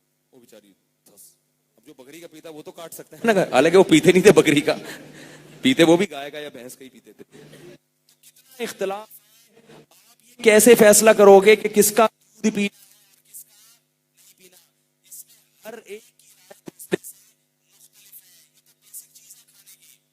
تو اللہ کہہ رہا ہے اگر تم قرآن کو فالو نہیں کرو گے تو پھر تمہارے پاس کون سا ایسا معیار ہے جس سے تمہیں پتا چلے گا کہ کھانا کیا ہے اور کیا نہیں کھانا؟ خدا کی قسم قیامت آ جائے گی آپ کو یہی نہیں پتا چلے گا. پھر عقل استعمال کر کر کے کتے کھانا شروع کر دو گے، الٹی الٹی چیزیں، انسانوں کے کھانے کی چیزیں. اور یہ بھی یاد رکھو معاملہ کتوں تک نہیں رکے گا بلکہ انسان انسانوں کو کھانا شروع کرے گا اور کھا رہے ہیں. گلگت میں ایک واقعہ ہوا، وہاں مجھے لوگوں نے بتایا کہ شاہراہ قراقرم بن رہی تھی، ٹریکٹر اوپر سے گرا ہے چائنیز کا، کھائی میں گرا. اس میں ایک بوڑھا ٹریکٹر چلا رہا تھا، وہ گر کے، بلڈوزر چلا رہا تھا بلڈوزر، وہ گر کے مر گیا. ہمارے ہاں کوئی بوڑھا گر کے مرے گا تو کیا ہوگا؟ سب سے پہلے رونا دھونا ہوگا وہیں پہ، ہائے ہائے بابا جی چلے گئے. ایک ہی تو تھے دعا کرنے والے، ایک ہی بزرگ تھے، ہائے ہائے چلے گئے چلے گئے. پھر کیا ہوگا؟ ان کو غسل دیں گے، کفن دیں گے، ہوائی جہاز کے ذریعے لاحقین تک پہنچائیں گے، اور پھر ان کی تدفین ہوگی، نماز جنازہ ہوگا، اور پھر گرین والے کئی دن تک پروگرام چلاتے رہیں گے اور وائٹ والے دعا کر کے پتلی گلی سے نکل جائیں گے. وہ کہیں گے اور بھی غم ہے زمانے میں محبت کے سوا. ٹھیک ہے نا؟ تو ہر ایک کا اپنی ایک سوچ ہے. لیکن چاہے گرین ہو وائٹ ہو، پروٹوکول تو سبھی دیں گے نا اس کو. چائنا والوں نے کیا کیا؟ کیونکہ قرآن نہیں ہے نا ان کے پاس اللہ کی کتاب نہیں ہے جو ان کو بتائے کہ صحیح کیا ہے غلط کیا ہے. انہوں نے عقل استعمال کی. انہوں نے کہا یہ بندہ مر گیا ہے، اگر اس کو غسل کفن جنازہ دو اور پروٹوکول دو، دفناؤ، تو آخر میں کیا ہوگا؟ کیڑوں نے کھانا ہے نا. کیا خیال ہے؟ اب عقل سے فیصلہ ہو رہا ہے نا، عقل. تو کیڑوں نے جب کھانا ہے تو بہتر نہیں ہے کہ ہم کھا لیں؟ صحیح بتا رہا ہوں. انہوں نے وہ بوڑھے کو کاٹ کے چائنیز پکا کے کھا گئے. یہ جو گورے اتنی اس حد تک نہیں گئے نا، اس کی وجہ یہ کہ ان کے پاس بائبل ہے، کسی حد تک اسلامی تعلیمات کو فالو کرتے ہیں. چائنیز کے پاس کچھ بھی نہیں ہے تو وہ ان سے بھی بڑے گمراہ. اب ہدایت دیکھو, اللہ کی ہدایت کا نظام. جس کے پاس کچھ بھی نہیں ہے, کوئی تورات کوئی انجیل کچھ بھی نہیں, اس کی خوراک دیکھ لو, اور جن کے پاس تورات اور انجیل ہے ان کی خوراک دیکھ لو. تو جو تورات انجیل والوں کی خوراک ان سے تھوڑی سی اچھی ہوگی, اور جو قرآن کو فالو کرتے ہیں ان کی خوراک سب سے اچھی ہے. وہ کتے نہیں کھاتے, وہ بلی نہیں کھاتے, وہ مردار نہیں کھاتے, وہ اگر گائے کھاتے ہیں تو ذبح کر کے کھاتے ہیں, جھٹکے کا جانور نہیں کھاتے. ذبح اس لیے تاکہ اس کا سارا گوشت نکل جائے. وہ ایسا جانور نہیں کھاتے جو کچرا کھا کھا کے اس کے گوشت میں بدبو پیدا ہو گئی ہو. نبی صلی اللہ علیہ وسلم نے ایسی مرغی اور ایسی گائے اور ایسی بکری کھانے سے منع کیا ہے کہ جو کچرا کھاتی ہو اور اس کچرے سے اس کے گوشت میں اور دودھ میں بدبو پیدا ہو گئی ہو, اس کا گوشت بھی ناجائز قرار دیا. تو اللہ کہہ رہے ہیں کہ اگر قرآن کو فالو نہیں کر رہے تو پھر کس کو فالو کرو گے, جب اس کے مقابلے میں کوئی ہے ہی نہیں. تو بھائی پھر یہی ہے. پھر اگر اس پر کوئی اشکال ہوتا ہے تو اس اشکال کا جواب تلاش کرو. اس اشکال کی وجہ سے قرآن چھوڑنے کی کوشش نہیں کرو, ورنہ پھر تم کیا کھاؤ گے؟ وہی چائنیز کی طرح کتے بلی کھاؤ گے, انسان کھاؤ گے.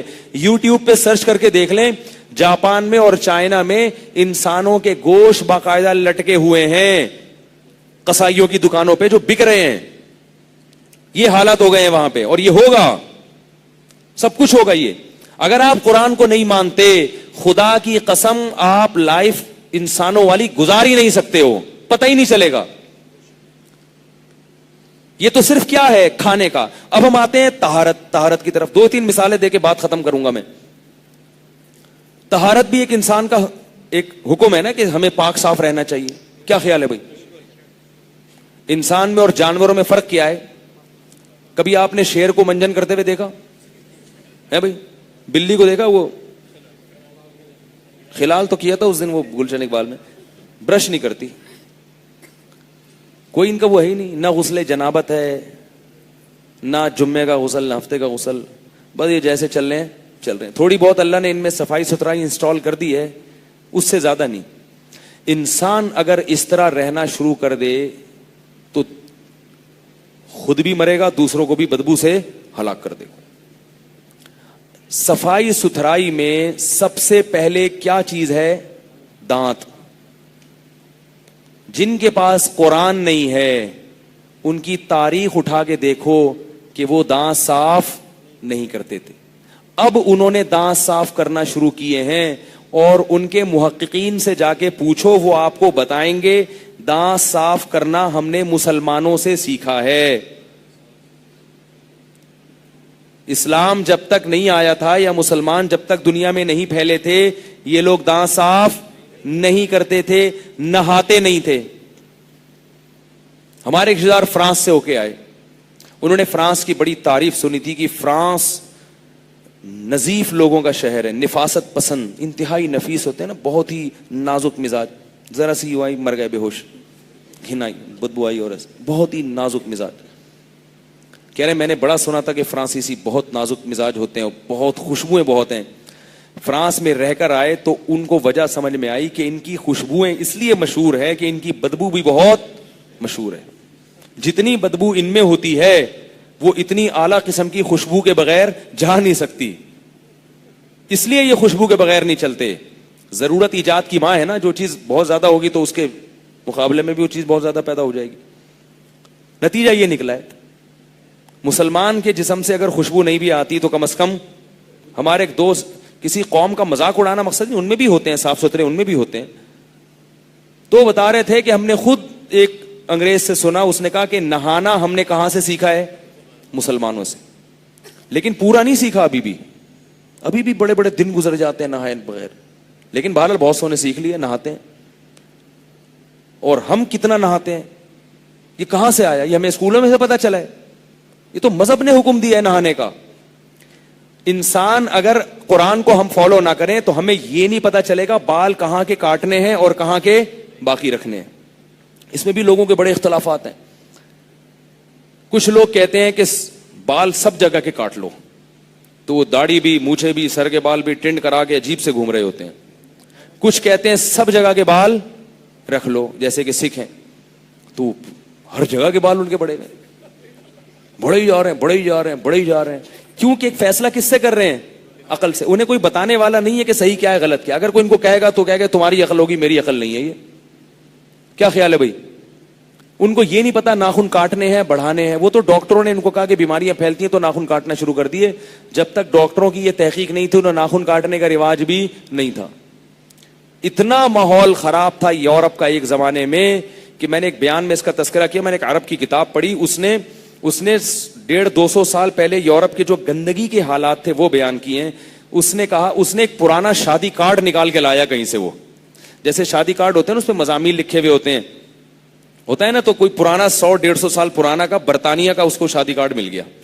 برطانیہ میں رائل فیملی کا کہ شہزادے کی شادی تھی تو شادی کارڈ چھپے تھے اور رائل فیملیز کو اس میں دعوت دی گئی تھی. تو اس شادی کارڈ پہ جو ہدایات لکھی ہوئی تھیں اس ہدایات کا اس نے عربی میں ترجمہ کیا. وہ ہدایات یہ لکھی ہوئی تھیں کہ جتنے بھی شرکا شادی میں شرکت کے لیے آئیں گے رائل فیملی کے, ظاہر ہے رائل فیملی بھنگی چماروں کو تھوڑی بلائے گی بادشاہ لوگ جو ہیں, تو جتنے بھی شرکا آئیں گے ان تمام سے گزارش ہے کہ دسترخوان سے ناک صاف نہ کریں. نہیں یاری بات سمجھ, یہ ثبوت ہے باقاعدہ, دسترخوان سے ناک صاف نہ کریں. دوسری بات, پلیٹ میں تھوکیں نہیں, جو کھانے کا برتن ہے اس میں بلغم نہ تھوکیں. یہ رائل فیملی کا حال تھا. اور اس نے لکھا ہے کہ ترک خلافت میں جو مسلمانوں کا بادشاہ تھا, ترکوں کا جو خلافت عثمانیہ تھی, اس بادشاہ کے پاس جب یورپ کا کوئی بادشاہ ملاقات کے لیے آتا یا سفیر ملاقات کے لیے آتا یا بادشاہ کی ملکہ سے یورپ کے کسی بادشاہ کی ملکہ ملاقات کے لیے آتی تو ڈائریکٹ محل میں لانے کی اجازت نہیں تھی. اس کو پہلے لے جا کے سروس اسٹیشن پہ اس کی سروس ہوتی تھی, نہلایا جاتا تھا, اس کو خوشبو لگائی جاتی تھی, اس کے بعد بادشاہ کے محل میں آنے کی اس کو پرمیشن ملتی تھی. کیونکہ بادشاہ کہتا تھا ان کی بدبو سے ہمارا دماغ کیا ہو جاتا ہے, ملکہ کا بھی دماغ. وہ ملکہ تو مسلمانوں کی ملکہ بہت نفیس ہوتی تھی, وہ کہتے ان کی ملکہ سے بھی ملاقات کرنے سے پہلے اس کو کیا کرو, نہلا کے لاؤ. تو یہ صفائی کہاں سے سیکھی ہے انہوں نے؟ یہ مسلمانوں سے سیکھی ہے. تجارت مسلمانوں سے سیکھی, صفائی مسلمانوں سے سیکھی, سائنس اور ٹیکنالوجی. ایک انگریز نے یہ لکھا ہے کہ اگر مسلمانوں کی سائنس اور ٹیکنالوجی سے ہم فائدہ نہ اٹھاتے, جتنی ترقی آج ہے نا یہ 300 سال کے بعد ہوتی. مسلمانوں کی سائنسدانوں سے فائدہ اٹھا کے جو کام 300 سال بعد ہونا تھا وہ 300 سال پہلے ہو گیا ہے. اور اس نے یہ لکھا ہے کہ اس کی وجہ یہ تھی کہ قرآن جب دنیا میں آیا تو وہ واحد پہلی کتاب تھی جس نے لوگوں کو غور و فکر کرنے کا حکم دیا, غور و فکر کرنے کا حکم دیا. تو بھائی اگر ہم اس کتاب کو چھوڑ دیں ہمارے پاس کوئی دوسرا آپشن نہیں ہے. تو کوئی بھی آپ کا ایمان پہ ڈاکہ ڈالے نا کہ بھائی یہ ایسا ہے, یہ یوں ہے, یہ حدیث کو فالو نہیں کرو, قرآن کو, تمہیں کس کو فالو کروں میں, پھر بتاؤں نا تمہیں فالو کروں, تم اپنا بتاؤ پہلے. بارش سے بھاگا اور پرنالے کے نیچے آ کے کھڑا ہو گیا. اسلام سے بھاگے اور ایسی چیز کی طرف جا کے بھاگتے ہیں جن کے پاس کوئی ہدایت ہے ہی نہیں. میرے ایک دفعہ ایک عیسائی پادری سے بات ہوئی, عیسائی پادری سے انٹرنیٹ پر بات ہوئی. یہ میں نے کئی دفعہ یہ مناظرہ سنا چکا ہوں, بہت سارے نئے لوگ ہیں وہ بھی سن لیں گے. بات چیت ہوئی اس عیسائی پادری سے, آسٹریلیا کا تھا. میں نے اپنے آپ کو یہ شو نہیں کیا کہ میں مسلمان ہوں, میں نے ایک نیوٹرل بندہ شو کیا اپنے آپ کو, نہ غیر مسلم شو کیا, کیونکہ اپنے آپ کو مذاق میں بھی کافر کہنا یا ہندو کہنا یہ جائز نہیں ہے. یاد رکھو یہ ایسا مذاق ہے کہ اس کی ہمیں شریعت میں اجازت نہیں ہے. خاموشی اختیار کی میں نے کہ اس کو پتہ نہ چلے میں کون, تاکہ کھل کے بات کرے مجھ سے. تو وہ کہنے لگا, میں نے اس سے پوچھا کہ دیکھو اگر میں عیسائی ہونا چاہتا ہوں تو مجھے عیسائیت میں کون سی ایسی تعلیمات ہیں جن کو فالو کرنا پڑے گا. اس نے بتایا کہ عیسائیت میں آپ کو چرچ جانا پڑے گا اور آپ کو عیسائیت میں 25 دسمبر کو یہ کرنا پڑے گا. 2-3 اور کام بتایا, پورا عیسائی مذہب کیا ہو گیا, A to Z ختم. میں وہی 4 کام کرنے پڑیں گے. تو میں نے کہا ان 4 کاموں کے لیے اگر میں اللہ نہ کرے اپنا مذہب تبدیل کروں تو میرا تو پورا خاندان میرا بائیکاٹ کر دے گا. اچھی خاصا مجاہدہ ہے نا. تو میں ان 4 چیزوں کے لیے کہ اتوار کو میں چرچ جاؤں, 25 دسمبر کو کرسمس مناؤں اور 2-3 اس طرح کے چھوٹے موٹے کام اور کر لو. تو یہ تعلیمات ہیں جس کے لیے عیسیٰ علیہ السلام دنیا میں آئے تھے, اور اتنی انہوں نے مارے کھائی تھی اور اتنی قربانیاں دی تھی. اللہ نے بغیر باپ کے پیدا کیا, پھر ماں کی گود میں ان کو بولنا سکھایا. یہ 4 چیزیں بتانے کے لیے. سمجھ میں نہیں آ رہی بات بھئی؟ 4 چیزیں کہ بھئی چرچ جانا اتوار کو اور اس میں تھوڑے سے گیت ویت ہوتے ہیں وہ پڑھ کے سن کے آ جانا, اور پھر یہ کرنا. اور کہہ رہے نہیں حضرت عیسیٰ علیہ السلام جو آئے تھے دنیا میں وہ تو بہت بڑی تعلیمات. تو میں نے کہا کہاں ہیں وہ تعلیمات؟ تو بہت ساری تعلیمات لائے تھے نا, تو کدھر ہیں؟ کہہ رہے وہ ہیں. میں نے کہا کیا ہیں؟ اس نے کہا سچ بولو.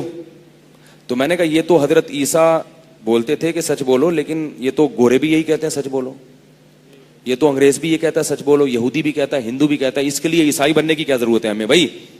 تو ویسے ہی بول لینا آدمی, اس کے لیے مذہب کو فالو کرنے کی کیا ضرورت ہے؟ یہ تو ساری دنیا کہتی ہے کہ بولو تو کیا بولو, سچ بولو. تو نیا کیا مجھے نظر آ رہا ہے اس میں؟ وہ کیا خاص بات ہے جو حضرت عیسیٰ لے کر آئے تھے؟ کہہ رہے اصل میں جھوٹ نہیں بولو. اس کو بیچارے کو سمجھ میں ہی نہیں آ رہا ہے کہ مولوی صاحب کیا پوچھنا چاہ رہے ہیں. پھر میں نے اپنا سوال آسان کر کے اس کو بتایا. صرف عیسائیوں کی تو ایک مثال دے رہا ہوں, یہودیوں کا بھی یہی حال ہے, ہندوؤں کا بھی یہی حال ہے, سکھوں کا بھی یہی حال ہے. ان کے پاس مذہب کی تعلیمات ہیں ہی نہیں. پھر میں نے اسے فرضی مسئلہ پوچھا. میں نے کہا اچھا مجھے یہ بتائیں کہ اگر آج آپ کا انتقال ہو جاتا ہے تو آپ کی وراثت میں آپ کے بیٹے کو کتنا ملے گا, بیٹی کو کتنا ملے گا, آپ کی بیوی کو کتنا ملے گا, آپ کے ابا کو, آپ کی اماں کو کتنا ملے گا؟ تو اس نے کہا یہ جو آسٹریلیا میں جو لا ہے نا, آسٹریلیا کی عدالت کا قانون ہے کہ اتنا ملے گا. میں نے کہا یہ آسٹریلیا کی عدالت کا نہیں پوچھ رہا, گاڈ کیا کہتا ہے کہ کس کا کتنا حصہ. کچھ اللہ نے بھی تو آسمان سے قانون اتارا ہوگا نا. سارا ہی اللہ عدالتوں کے حوالے اگر کر دیں تو اللہ کہے گا میں سب سے بڑا حاکم تو میں ہوں, میں کیوں بیٹھا ہوں یہاں پہ, میں کیوں پیغمبروں کو بھیج رہا ہوں بھائی. میں نے کہا گاڈ کیا کہتا ہے اور حضرت عیسیٰ نے کیا بتایا؟ اس کو پتہ ہی نہیں, ہے ہی نہیں, لکھا ہوا ہی نہیں ہے, تو کہاں سے پتا چلے گا؟ تو میں نے کہا اس کا مطلب امریکہ والا امریکہ کی عدالت کو فالو کرے گا, آسٹریلیا والا آسٹریلیا کی عدالت کو, تو اس کے لیے عیسائی بننے کی ضرورت نہیں ہے. تو میں چونکہ پاکستان میں ہوں تو میں پاکستان کی عدالت کو فالو کروں گا, مجھے کیا ضرورت ہے؟ ایسے 5-6. پھر میں نے اس سے پوچھا کہ آپ جو ہے بیوی کو الگ کرنا چاہتے ہیں, اپنے آپ سے نکاح ختم کرنا چاہتے ہیں, اس کا کیا طریقہ ہے آپ کے پاس؟ پریشان ہو کے کہہ رہے ہیں کہ اس کا عیسائیت میں یہ ہے کہ یہ ختم ہو ہی نہیں سکتا رشتہ, یہ رشتہ کبھی بھی ختم نہیں ہو سکتا. میں نے کہا اگر وہ مسئلہ ان کے درمیان ہو, لڑائی جھگڑے ہو رہے ہیں یا نہیں ایک دوسرے کو پسند کر رہے ہیں, لڑائی جھگڑے ہو, سر پھوڑ رہے ہیں ایک دوسرے کا رکھ کے, ایک دوسرے کو کھینچ کے مار رہے ہیں, کہہ رہے ہیں نہیں اللہ یہ چاہتا ہے کہ یہ ہمیشہ جڑے رہیں, اس لیے عیسائیت میں طلاق نہیں ہے. حضرت عیسیٰ کے قانون میں نہیں, یہ خود انہوں نے بعد میں, حضرت عیسیٰ کا قانون کیا تھا وہ تو پتہ ہی نہیں نا ان لوگوں کو, وہ ہے ہی نہیں, تو پتہ کہاں سے ہوگا. تو کہہ رہے ہیں نہیں, جب اللہ ان دونوں کو جوڑنا دیکھنا چاہتے ہیں تو ہم ان کو توڑ نہیں سکتے. میں نے کہا اللہ تو چاہتے ہیں جوڑنا, مگر یہ خود نہیں چاہتے, بیوی نہیں چاہتی یا شوہر نہیں چاہتا, دونوں میں سے ایک کی بھی فالٹ ہوگا تو مسئلہ خراب ہوگا نا. یار نہیں. پھر میں نے بہت مثال دی. میں نے کہا یار آپ نے اپنی بیٹی کی شادی کر دی کہیں کسی بندے سے, پتہ چلا وہ سٹا لگاتا ہے, اب کیا کرو گے یار؟ وہ چرس پیتا ہے, وہ ہیروئن پیتا ہے, وہ سگریٹ سے آپ کی بیٹی کو جلاتا ہے, وہ ٹانگیں توڑ دیتا ہے, وہ یہ کر رہا ہے, تو کیا کرو گے آپ؟ کہہ رہے یار وہ اب عیسائیت میں کیا ہے, طلاق ہے ہی نہیں. کہہ رہے ہم کیا کریں گے, ہم جو ہے نا ان کو مشورہ دیں گے, بھائی محبت سے رہو. میں نے کہا یار اللہ کے بندے آپ کی بیٹی پہ یہ ہو رہا ہے اور آپ اس کو مشورہ دیں گے. میں نے کہا یہ معاملہ برس کر لو, ایک آدمی ہے اس کی بیوی یہ سب کچھ کر رہی ہے, اٹھا کے شوہر کی دھنائی لگا رہی ہے, سلو کی تمام کوشش ناکام ہو گئی, یا خدا نخواستہ میں نے کہا اس کا کسی مرد سے ناجائز تعلقات ہو گئے, کیا کرو گے اب؟ بچوں کا نہیں پتہ چل رہا کہ یہ کس کے بچے ہیں, اب بڑا مشکل نہ پھنس گیا. کہہ رہے یار اس کنڈیشن میں طلاق کی اجازت ہے. میں نے کہا بہت مشکل ہو گیا استاد. کیا ہو گیا؟ مشکل ہو. میں نے کہا میں قربانی دے کے آؤں, باپ دادا کے دین کو چھوڑوں اس ٹینشن میں پڑنے کے لیے؟ اول تو یہی نہیں پتا چل رہا کہ ہے بھی نہیں, ابھی بھی کنفیوژن ہے. میں نے کہا چلو اس کنڈیشن میں ہے, علیحدگی ہے, تو علیحدگی کا طریقہ کیا ہوگا؟ اس نے کہا عدالت جاؤ. میں نے کہا پھر آ گئے نا عدالت پہ. عیسائی مذہب میں کیا ہے کہ مرد جب بیوی کو چھوڑنا چاہتا ہے تو کیا کہے گا کہ چھوٹ جائے گا؟ میں نے کہا کہہ رہے گا وہ پتہ نہیں کیا کہے گا, وہ ہے ہی نہیں تو کہاں سے پتا چلے گا؟ میں نے کہا یار یہ بیسک چیزیں نہیں ہیں. پھر میں نے پھر اس کو بتایا کہ اچھا میں نے کہا پھر اس کو کہا کہ پھر اسلام اچھا نہیں ہے جس کے پاس اپنی تعلیمات تو ہیں, تعلیمات تو ہے. میں نے کہا اسلام میں پتہ چل جاتا ہے, باپ مرے تو قرآن نے بتایا بیٹے کا اتنا, بیٹی کا اتنا, ابا کا اتنا, اماں کا اتنا. بیٹا بیٹی نہیں ہے, ابا اماں ہے تو پھر اتنا, ابا اماں بھی نہیں ہے, بیٹا بیٹی بھی نہیں ہے, بھائی بہن ہے تو پھر اتنا, بھائی بہن بھی نہیں ہے, چچا ہے, بھتیجے تو پھر اتنا, دادا ہے تو اتنا, ایک ایک چیز کا ڈیفائن کر دیا. میں نے کہا میاں بیوی میں طلاق ہو گئی, بچے کہاں جائیں گے؟ قرآن و حدیث نے اس کو بتا دیا کہ وہاں اتنے سال رہیں گے, وہاں اتنے سال رہیں گے. خرچہ کس کے ذمہ ہوگا؟ باپ کے ذمہ ہوگا. وَعَلَى الْمَوْلُودِ لَهُ رِزْقُهُنَّ وَكِسْوَتُهُنَّ بِالْمَعْرُوفِ. شوہر کے ذمہ اولاد کا خرچہ, بیوی کا طلاق کے بعد بھی اس کے ذمہ عدت کے دوران اور جب تک وہ دودھ پلاتی رہے گی. آپ تو ہر چیز میں کس کو فالو کر رہے ہو؟ آسٹریلیا کے قانون. پھر میں نے کہا اس میں طلاق کا طریقہ بھی بتا دیا اسلام نے. ایک بھی ہوتی ہے, دو بھی ہوتی ہیں, تین بھی ہوتی ہیں. ایک اور دو کا یہ حکم ہے, تین کا یہ حکم ہے. پھر یہ بھی بتا دیا کہ دینی چاہیے, کب دینی واجب ہے, کب دینی سنت ہے, کب دینی بری ہے, ناجائز ہے, یہ بھی بتا دیا اسلام نے. بلا وجہ بیٹھے بیٹھے دو گے تو کیا ہے؟ بری حرکت ہے, حماقت ہے, ناپسندیدہ ہے. اور بعض کنڈیشن ایسی ہے کہ اس میں اگر نہیں دو گے تو گناہ گار ہوگے, یہ بھی بتا دیا ہمیں.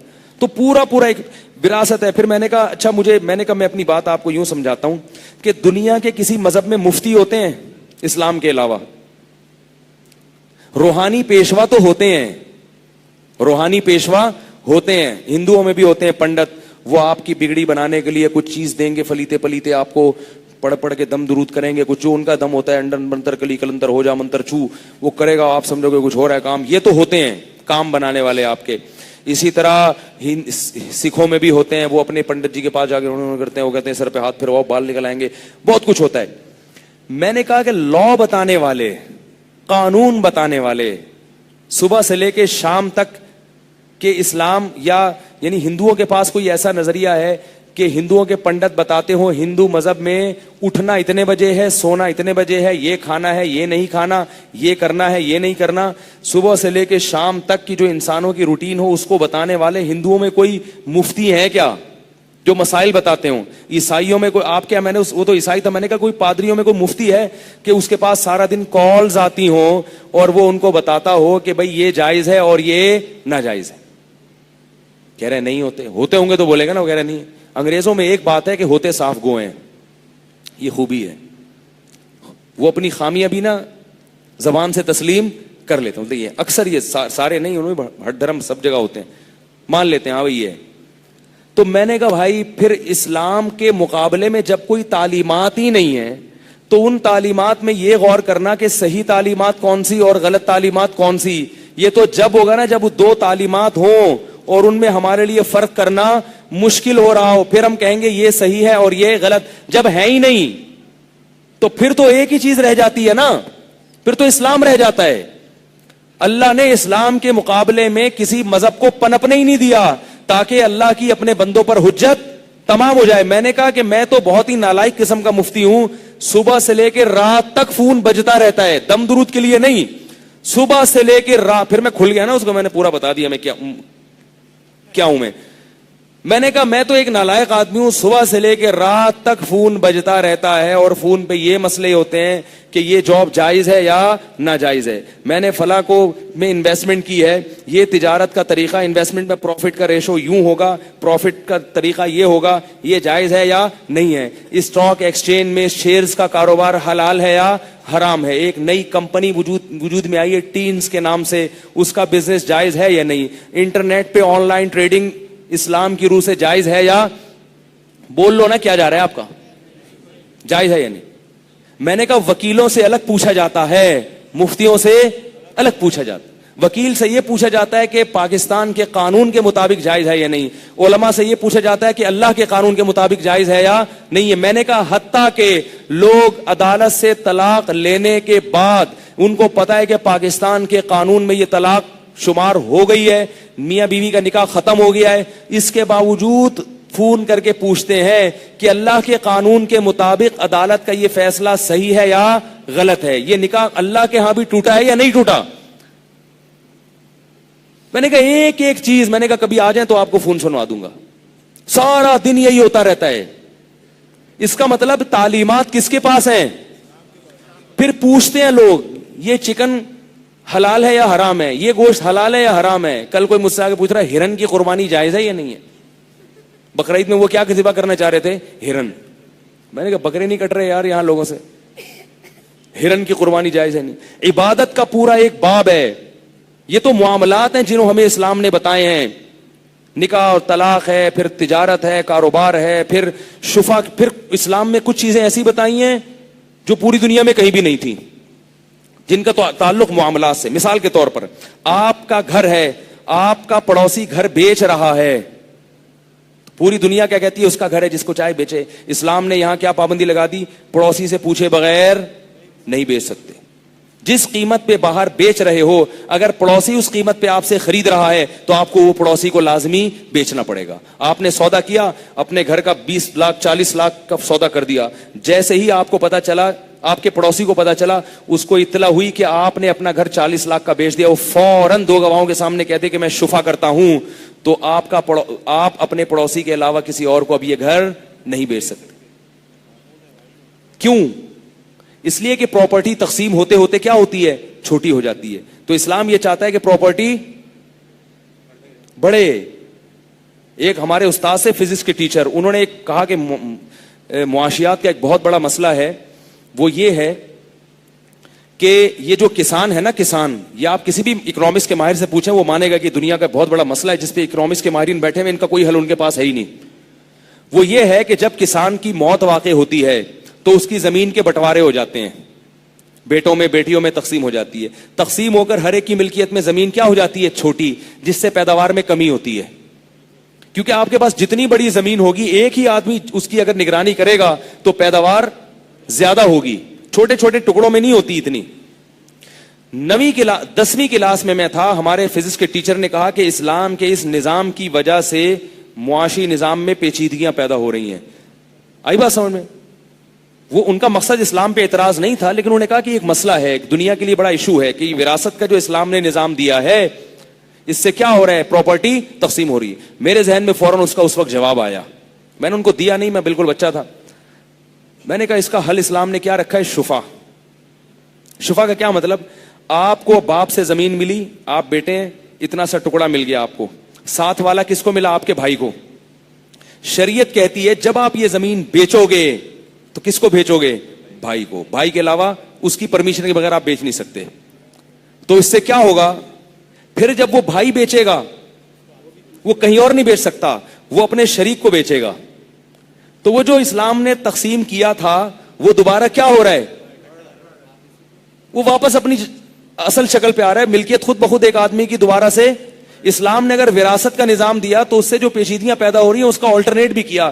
یہ 1400 سال پہلے اس نبی نے یہ پروگرام پیش کیا، محمد صلی اللہ علیہ وسلم نے، جو لکھنا پڑھنا نہیں جانتے تھے، اور اس وقت صحابہ کو پتہ بھی نہیں تھا کہ اس کی کیا حکمتیں ہیں. بس دے دیا آرڈر ہے بھائی. یہ تو 1500 سال کے بعد جا کے میری سمجھ میں آیا کہ یار یہ اتنی بڑی حکمت ہے کہ اس پیچیدگی سے بچنے کے لیے اسلام میں اس کا کیسا آلٹرنیٹ دیا ہے کہ آپ پڑوسی کی اجازت کے بغیر چیز نہیں بیچ سکتے، وہ خریدے گا آپ سے. تو بھائی جب اللہ کی کتاب کے مقابلے میں کچھ ہے ہی نہیں ہمارے پاس، جب اسلام کے مقابلے میں کچھ ہمارے پاس ہے ہی نہیں، تو کیا کرنا ہے ہم نے؟ یہی ہے، اسی کو فالو کرنا ہے. اور یہ اللہ نے، اور یہ بھی اسلام کے برحق ہونے کی علامت ہے، کیونکہ یہ دین اللہ کا تھا تو اللہ نے اس کے مقابلے میں کسی مذہب کو دنیا میں پنپنے دیا ہی نہیں ہے. اللہ نے کہا ٹھہرنے نہیں دوں گا. جیسے اللہ سچے نبی کے مقابلے میں جھوٹے کو پنپنے نہیں دیتے. مرزا غلام احمد کا بیچارے کے ساتھ کیا ہوا ہے؟ بیچارہ تو نہیں کہنا چاہیے، کیا ہوا اس کے ساتھ دیکھ لو. وہ آیا تھا، اس کا یہ دعویٰ تھا کہ میں اسلام کو دنیا میں غالب کرنے کے لیے آیا ہوں، اور اس کی خلافتیں کہاں چلی ہیں؟ ان لوگوں کے، ان ملکوں میں چل رہی ہیں خلافتیں کہ جو اسلام کے دشمن ہیں. یعنی جس سے لڑنے آیا تھا اسی کے زیر سایہ کیا ہو رہی ہیں؟ خلافتیں چل رہی ہیں. تو اس سے بھی بڑی کوئی ذلت ہوگی؟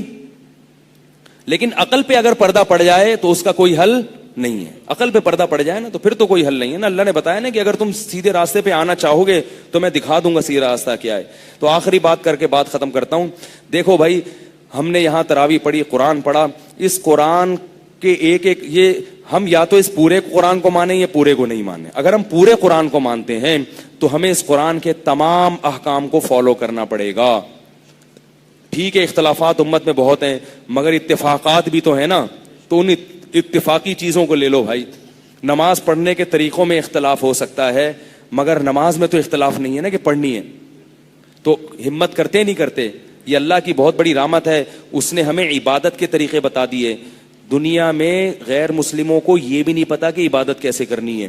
اور اتنی خوبصورت عبادتیں جتنی مسلمانوں کے پاس ہیں, دنیا میں کسی مذہب کو فالو کرنے والوں کے پاس ایسی خوبصورت عبادت نہیں ہے, کیونکہ وہ انہوں نے خود گڑھی ہیں. اور یہ عبادت آسمان سے ہمارے لیے نازل ہوئی ہے. نماز کو دیکھ لو کیسا حسن ہے نماز میں. فجر کی نماز کتنی خوبصورت ہوتی ہے, کیسی اس میں تلاوت ہوتی ہے, رکوع ہوتا ہے, سجدہ ہوتا ہے, سبحان ربی العظیم, سبحان ربی الاعلی. اذان دیکھ لو اللہ نے کتنی خوبصورت بنائی ہے, اللہ اکبر اللہ اکبر. میں برما میں تھا تو ان لوگوں کے مذہب میں نا بدھسٹ, ان کی اذانیں ہوتی تھی صبح صبح. ان کی صبح کیا ہوتی تھی؟ اذان. تو اذان ہوتی تھی. میں نے کہا یار میں نے ان کی اذان سنی, اول تو ایک لفظ بھی سمجھ میں نہیں آ رہا, پھر ہو ہیڑے بلے ہاڑے بھوڑے گھالے ڈام بوڑھی ڈام. میں نے کہا یہ کیا ہو رہا ہے یار. میں نے کسی سے پوچھا, میں نے کہا آپ کو اس کا مطلب آتا ہے؟ اس نے کہا نہیں. میں نے کہا پھر کس کو آتا ہے؟ انہوں نے کہا کسی کو بھی نہیں آتا. انہوں نے کہا ان لوگوں کو خود نہیں آتا. اور اذان شروع ہوتی تو ختم ہونے کا نام نہیں لے رہی. میں نے کہا یار ہے اسٹیمنا بہت, مؤذن کا اسٹیمنا بہت ہے. بہرحال جو بھی ہے, گھوڑے بلے جو بھی کر رہا ہے, لیکن اسٹیمنا بہرحال قربانی بہت ہے. اپنے باطل مذہب کے لیے بھی بڑی قربانی کی, آدھے گھنٹے تک اذان دیتا ہے. اس نے کہا ٹیپ ریکارڈ رکھ کے چلا جاتا ہے, اس کی تنخواہ ملتی ہے اس کو. تو جتنے بھی عبادت گاہیں ہیں اس میں صبح صبح آدھے گھنٹے کی اذان ہو رہی ہے. اور کس پہ ہو رہی ہے؟ اتنا ٹائم نہیں ہے کسی کے پاس جا کے. تو مذہبی لوگ اپنے مذہب کو اتنا ٹائم نہیں دیتے بھائی, مذہبی لوگ نہیں دے رہے. اور ہماری اذان دیکھو, بشرطے کہ اذان دینے والا ذرا اچھی آواز میں اذان دے. جن کی سمجھ میں نہیں بھی آتی نا, وہ بھی کیا کہتے ہیں یار کچھ اس میں نورانیت ہے, کچھ خوبصورتی اس میں. میرا خطبہ جمعے کا انٹرنیٹ پر گیا, عربی میں ہے, تو اس میں ایک غیر مسلم انگریز عورت کے کمنٹس تھے کہ میں اس خطبے کو کئی بار سن چکی ہوں اور اس سے ایسا روحانی سکون ملتا ہے کہ میں بتا نہیں سکتی. وہ انگریز عورت ہے, نام اس کا لکھا ہوا ہے انگلش ہے, حالانکہ اس کی سمجھ میں ایک لفظ بھی نہیں آ رہا, لیکن اسے روحانی سکون ملتا. ایک انگریز نے سورہ, آپ کو بتائے جب یہ قاری عبد الباسط رشیا کے دورے پہ گئے تھے, اب اس کے ساتھ ضیاء الحق کے ساتھ, کئی ایتھیسٹ جو اللہ کے وجود کے منکر ہیں وہ قاری عبد الباسط کی تلاوت سن کے مسلمان ہو گئے تھے, حالانکہ ان کو تلاوت سمجھ میں نہیں آئی. انہوں نے کہا یار یہ اتنا خوبصورت کلام, آسمانی کلام ہو سکتا ہے. جیسے نجاشی نے جب سنا تھا نا تو بے تحاشا رونے لگا تھا. یہ وہ کتاب ہے جسے پڑھ کے صحابہ روتے تھے. قرآن کہہ رہا ہے وَإِذَا سَمِعُوا مَا أُنزِلَ إِلَى الرَّسُولِ. بہت سے عیسائی یہودی ایسے ہیں جو اس کتاب کو سن کے رونا شروع کر دیتے تھے. سارے عیسائی یہودی ایک جیسے نہیں ہوتے. اللہ قرآن میں بیان فرماتے ہیں کہ اہل کتاب میں ایسے لوگ بھی ہیں, اذا سمعوا ما انزل الى الرسول, جب اس کتاب کی تلاوت سنتے ہیں جو رسول پہ نازل ہوئی, ترى اعینهم تفیض من الدمع, فرمایا ان کی آنکھیں دیکھو گے کہ وہ آنسوؤں سے بہتی چلی جا رہی ہیں.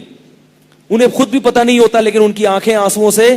اور عجیب انداز ہے, یہ نہیں فرمایا کہ آنکھوں سے آنسو بہ رہے ہیں, ان کی آنکھیں بہتی ہیں. یعنی اتنا روتے ہیں جیسے کہ ان کی آنکھیں بہنے والی ہیں. یہ وہ کتاب ہے جسے پڑھ کر عمر ابن خطاب جیسا سخت دل, اتنے سخت دل تھے کہ آگے اپنی بہن کے اسلام قبول کرنے پر اس کو جب زور سے کھینچ کے تھپڑ مارا, اس بہن نے پھر کہا میں تمہیں اللہ کی کلام پڑھ کے سناتی ہوں.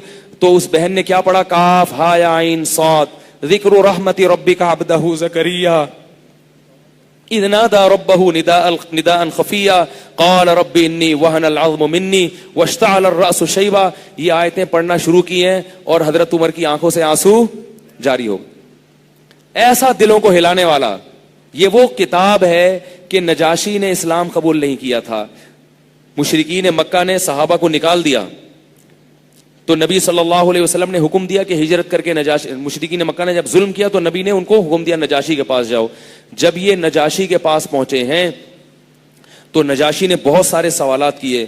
آخر میں حضرت جعفر طیار سے کہا کہ اچھا وہ کلام جو تمہارے نبی پر نازل ہوا ہے ذرا وہ تو پڑھ کے سناؤ. نجاشی نے حضرت عیسیٰ کی پاک دامنی انجیل میں پڑھی تھی, قرآن ابھی تک اس کی نظر سے نہیں گزرا تھا. وہ حضرت مریم کی پاک دامنی کہاں پڑھی تھی اس نے؟ انجیل میں. قرآن اس نے ابھی تک نہیں پڑھا تھا. تو حضرت جعفر طیار نے سورہ مریم پڑھنا شروع کی. ذکر رحمت ربک عبدہ زکریا, اے محمد صلی اللہ علیہ وسلم یہ کتاب تیرے رب کی وہ رحمت جو اس نے زکریا پر کی، اس رحمت سے اس کا تذکرہ شروع ہوتا ہے. اذ نادى ربه نداء خفیا، اس وقت کو یاد کرو جب زکریا نے بڑھاپے میں اپنے رب کو چپکے سے پکارا. سب کے سامنے کیوں نہیں پکارا؟ اس لیے کہ اس قسم کی دعا مانگ رہے تھے کہ سب کے سامنے مانگتے تو لوگ مذاق اڑاتے، اس لیے چپکے سے جا کے اللہ کو پکار رہے ہیں کہ ربی انی وہن العظم منی، اے اللہ میری ہڈیاں بوسیدہ ہو چکی ہیں، واشتعل الرأس شیبا، میرے سر کے بال دھک سفید ہو چکے ہیں، وامرأتی عاقر، میری بیوی بانجھ بھی ہے اور بوڑھی بھی ہو گئی ہے، ولم اکم بدعائک ربی شقیا، لیکن تیری رحمت سے مایوس نہیں ہوں، مجھے حبلی من لدنک ولیا، اس عمر میں ایک بیٹا دے دے، ایک بیٹا دے دے. کیوں؟ پیغمبروں کی اولادوں میں ہوں، میرے بیٹا نہیں ہوا تو میرا سلسلہ یہیں رک جائے گا، میری اولاد میں کوئی پیغمبر نہیں ہوگا، کوئی میرا والی وارث نہیں ہوگا، ایک بیٹا دے دے مجھے، یرثنی ویرث من آل یعقوب، یعقوب علیہ السلام کی اولاد کا وارث بنا دے اس کو اور میرا وارث بنا دے. اللہ فرماتے ہیں کہ ہم نے زکریا کو کیا کہا، ادھر محراب میں دعا مانگ رہے ہیں، یا زکریا انا نبشرک بغلام اسمہ یحییٰ، اے زکریا ہم تجھے خوشخبری دیتے ہیں ایک لڑکے کی جس کا نام یحییٰ ہوگا، لم نجعل لہ من قبل سمیہ، اور اس سے پہلے اس نام کا کوئی دنیا میں نہیں گزرا، بیٹا بھی دیں گے اور اس کا نام بھی ہم نے تجویز کر دیا. اب زکریا علیہ السلام کی اندر کی کیفیات اور اللہ سے ہم کلام، کیف قال ربی انا یکون لی ولد انا یکون لی غلام، اے اللہ میرے کیسے بیٹا پیدا ہو جائے گا؟ ابھی دعا مانگ رہے ہیں، جب بشارت ملی تو کہہ رہے ہیں میں تو بوڑھا، میری بیوی بھی بوڑھی، میرے سر کے بال بھی سفید، میرے کیسے بیٹا پیدا ہو جائے گا؟ میری بیوی تو بانجھ ہو چکی ہے. قال كذلك قال ربك، اللہ نے فرمایا کہ اسی طرح تیرے رب نے کہہ دیا ہے، ہوا علی ہین، میرے لیے یہ کام بہت آسان ہے، وقد خلقتک من قبل، اے زکریا میں نے تجھے بھی تو پیدا کیا تھا، ولم تک شیئا، تو منی کا ایک پانی کا ایک قطرہ تھا، اس پانی کے قطرے پہ میں نے آنکھ ناک دل دماغ جگر بنا کے تجھے پیدا کر کے پیغمبر بنا دیا، تو بڑھاپے میں تجھے اولاد نہیں دے سکتا میں. یا یحییٰ خذ الکتاب بقوہ، اللہ فرماتے ہیں یحییٰ جوان ہوئے، ہم نے یحییٰ علیہ السلام کو حکم دیا تم بھی اس کتاب کو، اللہ کی کتاب کو مضبوطی سے تھام لو. وآتیناہ الحکم صبیا، اور بچپن میں ہم نے ان کو نبوت عطا کر دی، اور ہم نے ان کو حکم دیا کہ برم بوالدیہ، اپنے والدین کے ساتھ اچھا سلوک کرنا. ولم یجعلہ جبارا عصیا، اور اللہ نے ان کو باپ اور ماں کا نافرمان نہیں بنایا. واذکر فی الکتاب مریم، اور اس کتاب میں مریم کا بھی تذکرہ کرو. اذ انتبذت من اہلہا مکانا شرقیہ، جب مشرقی کنارے پر چلی گئیں، غسل کے لیے اپنے لباس اتارا. فتمثل لہا بشرا سویا، ایک فرشتہ آ کے کھڑا ہوا انسانی شکل میں. قالت انی اعوذ بالرحمن منک ان کنت تقیا، میں اللہ کی تجھ سے پناہ مانگتی ہوں اگر تو انسان ہے، تو جھوٹا ہے. قال انما انا رسول ربک، اے مریم میں انسان نہیں ہوں، تیرے رب کا بھیجا ہوا فرشتہ ہوں. لاہب لک غلاما زکیا، تاکہ میں تجھے ایک پاکیزہ بچہ اللہ کی طرف سے عطا کر دوں. قالت انا یکون لی غلام، میرے کہاں سے پیدا ہو جائے گا بیٹا، میرے کیسے اولاد ہو جائے گی کہ لم یمسسنی بشر، آج تک کسی مرد نے مجھے ہاتھ نہیں لگایا. کیسی قرآن حضرت مریم کی پاک دامنی بیان کر رہا ہے، آج تک کسی نامحرم مرد نے مجھے ہاتھ نہیں لگایا. قال کذالک، اے مریم اللہ نے اسی طرح کر دیا ہے، اور اللہ تجھے بغیر شوہر کے بیٹا اس لیے دے رہا ہے، لنجعلہ آیۃ للناس، پوری انسانیت کے لیے اللہ اس کو بہت بڑی نشانی بنا دے گا. فاجاءها المخاض الى جذع النخلہ، جب حمل کی تکلیف ہوئی اللہ فرماتے ہیں کھجور کے درخت کے قریب آئیں اور کہنے لگیں یا لیتنی مت قبل ھذا وکنت نسیا منسیا، ہائے کاش اس دن سے پہلے میں مر جاتی، میرا نام و نشان ختم ہو جاتا. کتنی بڑی آزمائش میں اللہ نے مجھے ڈال دیا، میں لوگوں کو کیا منہ دکھاؤں گی. اللہ فرماتے ہیں ہم نے مریم کو وحی کی کہ جب تو بچہ جن لے، حزی الیک بجذع النخلۃ تساقط علیک رطبا جنیا فکلی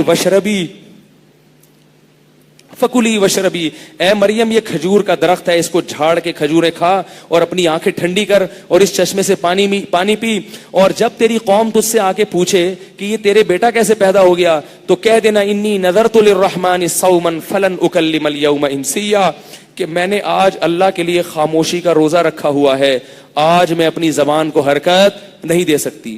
حضرت مریم پریشان ہے کہ اللہ نے ایسے موقع پہ بولنے سے منع کر دیا جب بولنے کی ضرورت سب سے زیادہ ہو. اب پریشان ہے کہ کیا ہوگا. اللہ فرماتے ہیں اس بچے کو لے کر اپنی قوم کے پاس آئیں. قوم کیا کہنے لگی؟ یا مریم لقد جئت شیئا فریا، اے مریم بہت بڑا جرم کر کے آئی ہے. ما کان ابوک امرأ سوء وما کانت امک بغیا، نہ تیرا باپ برا آدمی تھا نہ تیری ماں نے کبھی زنا کیا. اتنے خوبصورت پیغمبروں کے خاندان میں پیدا ہو کے یہ کیا بغیر شوہر کے کیسے بیٹا پیدا کر کے آئی ہے؟ تو فوراً کہنے لگی، اشارہ کرنے لگی کہ اس بچے سے بات کرو. اللہ فرما رہے مریم نے کیا کہا؟ اس بچے سے پوچھو، اشارہ کر کے کہا. اور کہا کہ میں اشارے سے بتایا میں بول نہیں سکتی.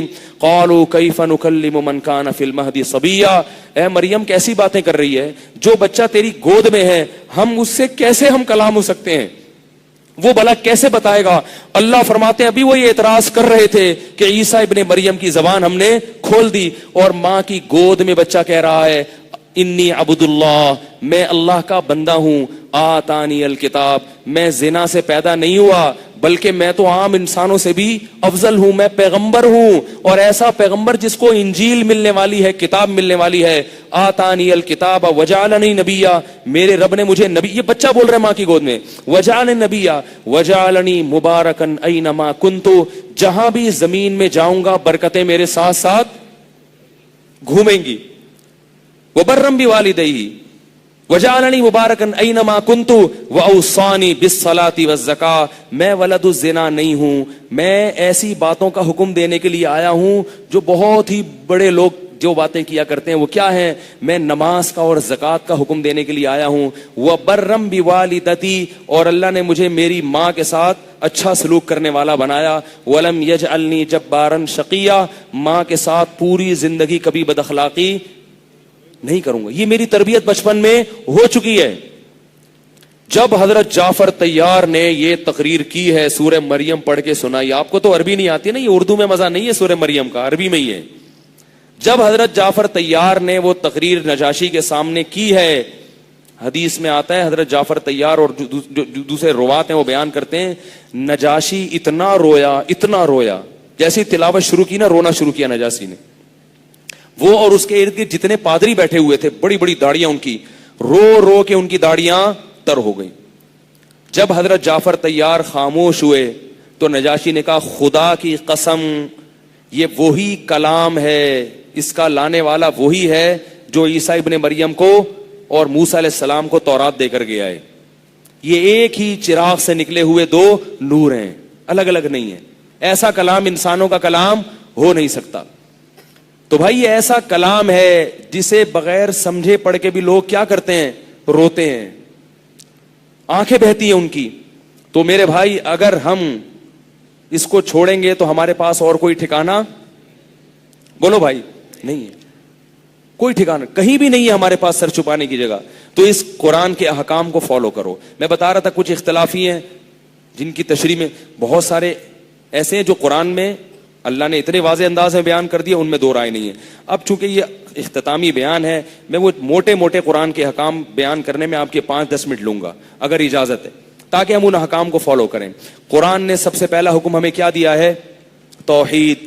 ہم اللہ کے سوا کسی کی عبادت نہیں کریں گے. یا اللہ مدد ہے یا رسول اللہ مدد نہیں ہے. اس کے لیے قرآن بنیادی طور پہ نازل ہوا. ایاک نعبد،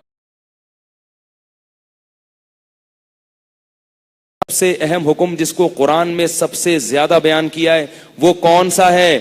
نماز ہے. بھائی میں بھی عزم کرتا ہوں، آپ لوگ بھی پورے سال اگلے رمضان تک انشاءاللہ نماز کبھی ضائع، بولو بھائی، نہیں ہونے دیں گے، نہیں ہونے دیں گے. یہ تو ہمارا دین ہے، اللہ نے حکم دیا. اگر ہم اللہ کو مانتے ہیں تو اس کی ماننی پڑے گی. نہیں مانتے تو پھر بھائی ہندو بن جاؤ نا بھائی، پھر عیسائی بن جاؤ، پھر یہودی بن جاؤ. تو نماز پڑھنی پڑے گی. تیسرا حکم اللہ نے زکوٰۃ اور صدقات و خیرات. اللہ کو بخیل آدمی پسند، جہاں اللہ نے تہجد کا ذکر کیا نا وہاں اللہ نے نفلی صدقات کا ذکر کیا ہے. تہجد فرض نہیں ہے نا تو نفلی صدقہ بھی فرض نہیں ہے، لیکن اللہ نے فرمایا جو جنتی لوگ ہیں وہ تہجدی پڑھتے ہیں اور دن میں اللہ کی راہ میں خرچ بھی کرتے ہیں. پتہ چلتا ہے کہ اللہ کو کنجوس آدمی پسند نہیں ہے. تو خرچ کرنے والے بنو.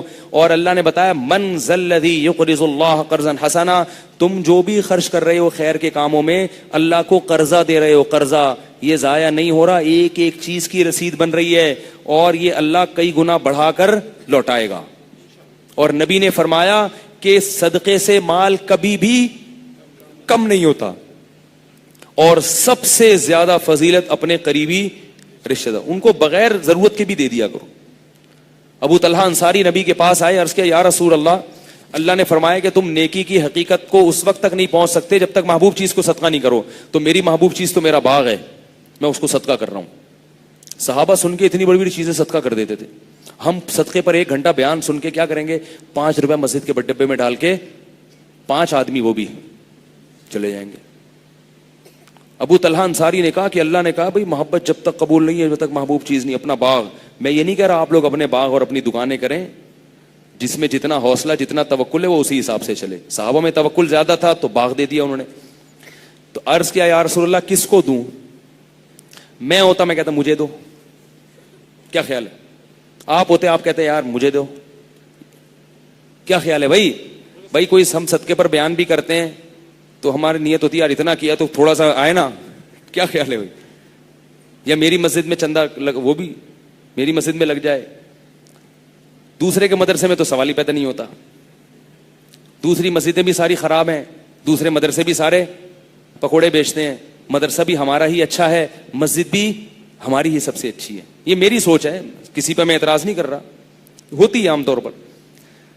تو ہم ہوتے ابو طلحہ انصاری آتے اور کہتے کہ میرا باغ ہے میں کس کو گفٹ کروں, میں کہتا یار بہت برے حالات چل رہے ہیں یار, آج بہت برے حالات چل رہے ہیں. بہت اچھا ہوا, ایسا لگتا ہے کہ اللہ کی طرف سے کوئی الہام ہوا ہے تمہیں کہ انہی سے جا کے پوچھو.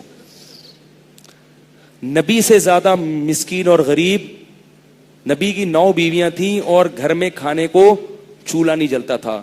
اتنی بڑی پیشکش تھی, نبی کہتے تھے مجھے دے دو, نبی کے کہنے پہ ہی تو لا رہے ہیں.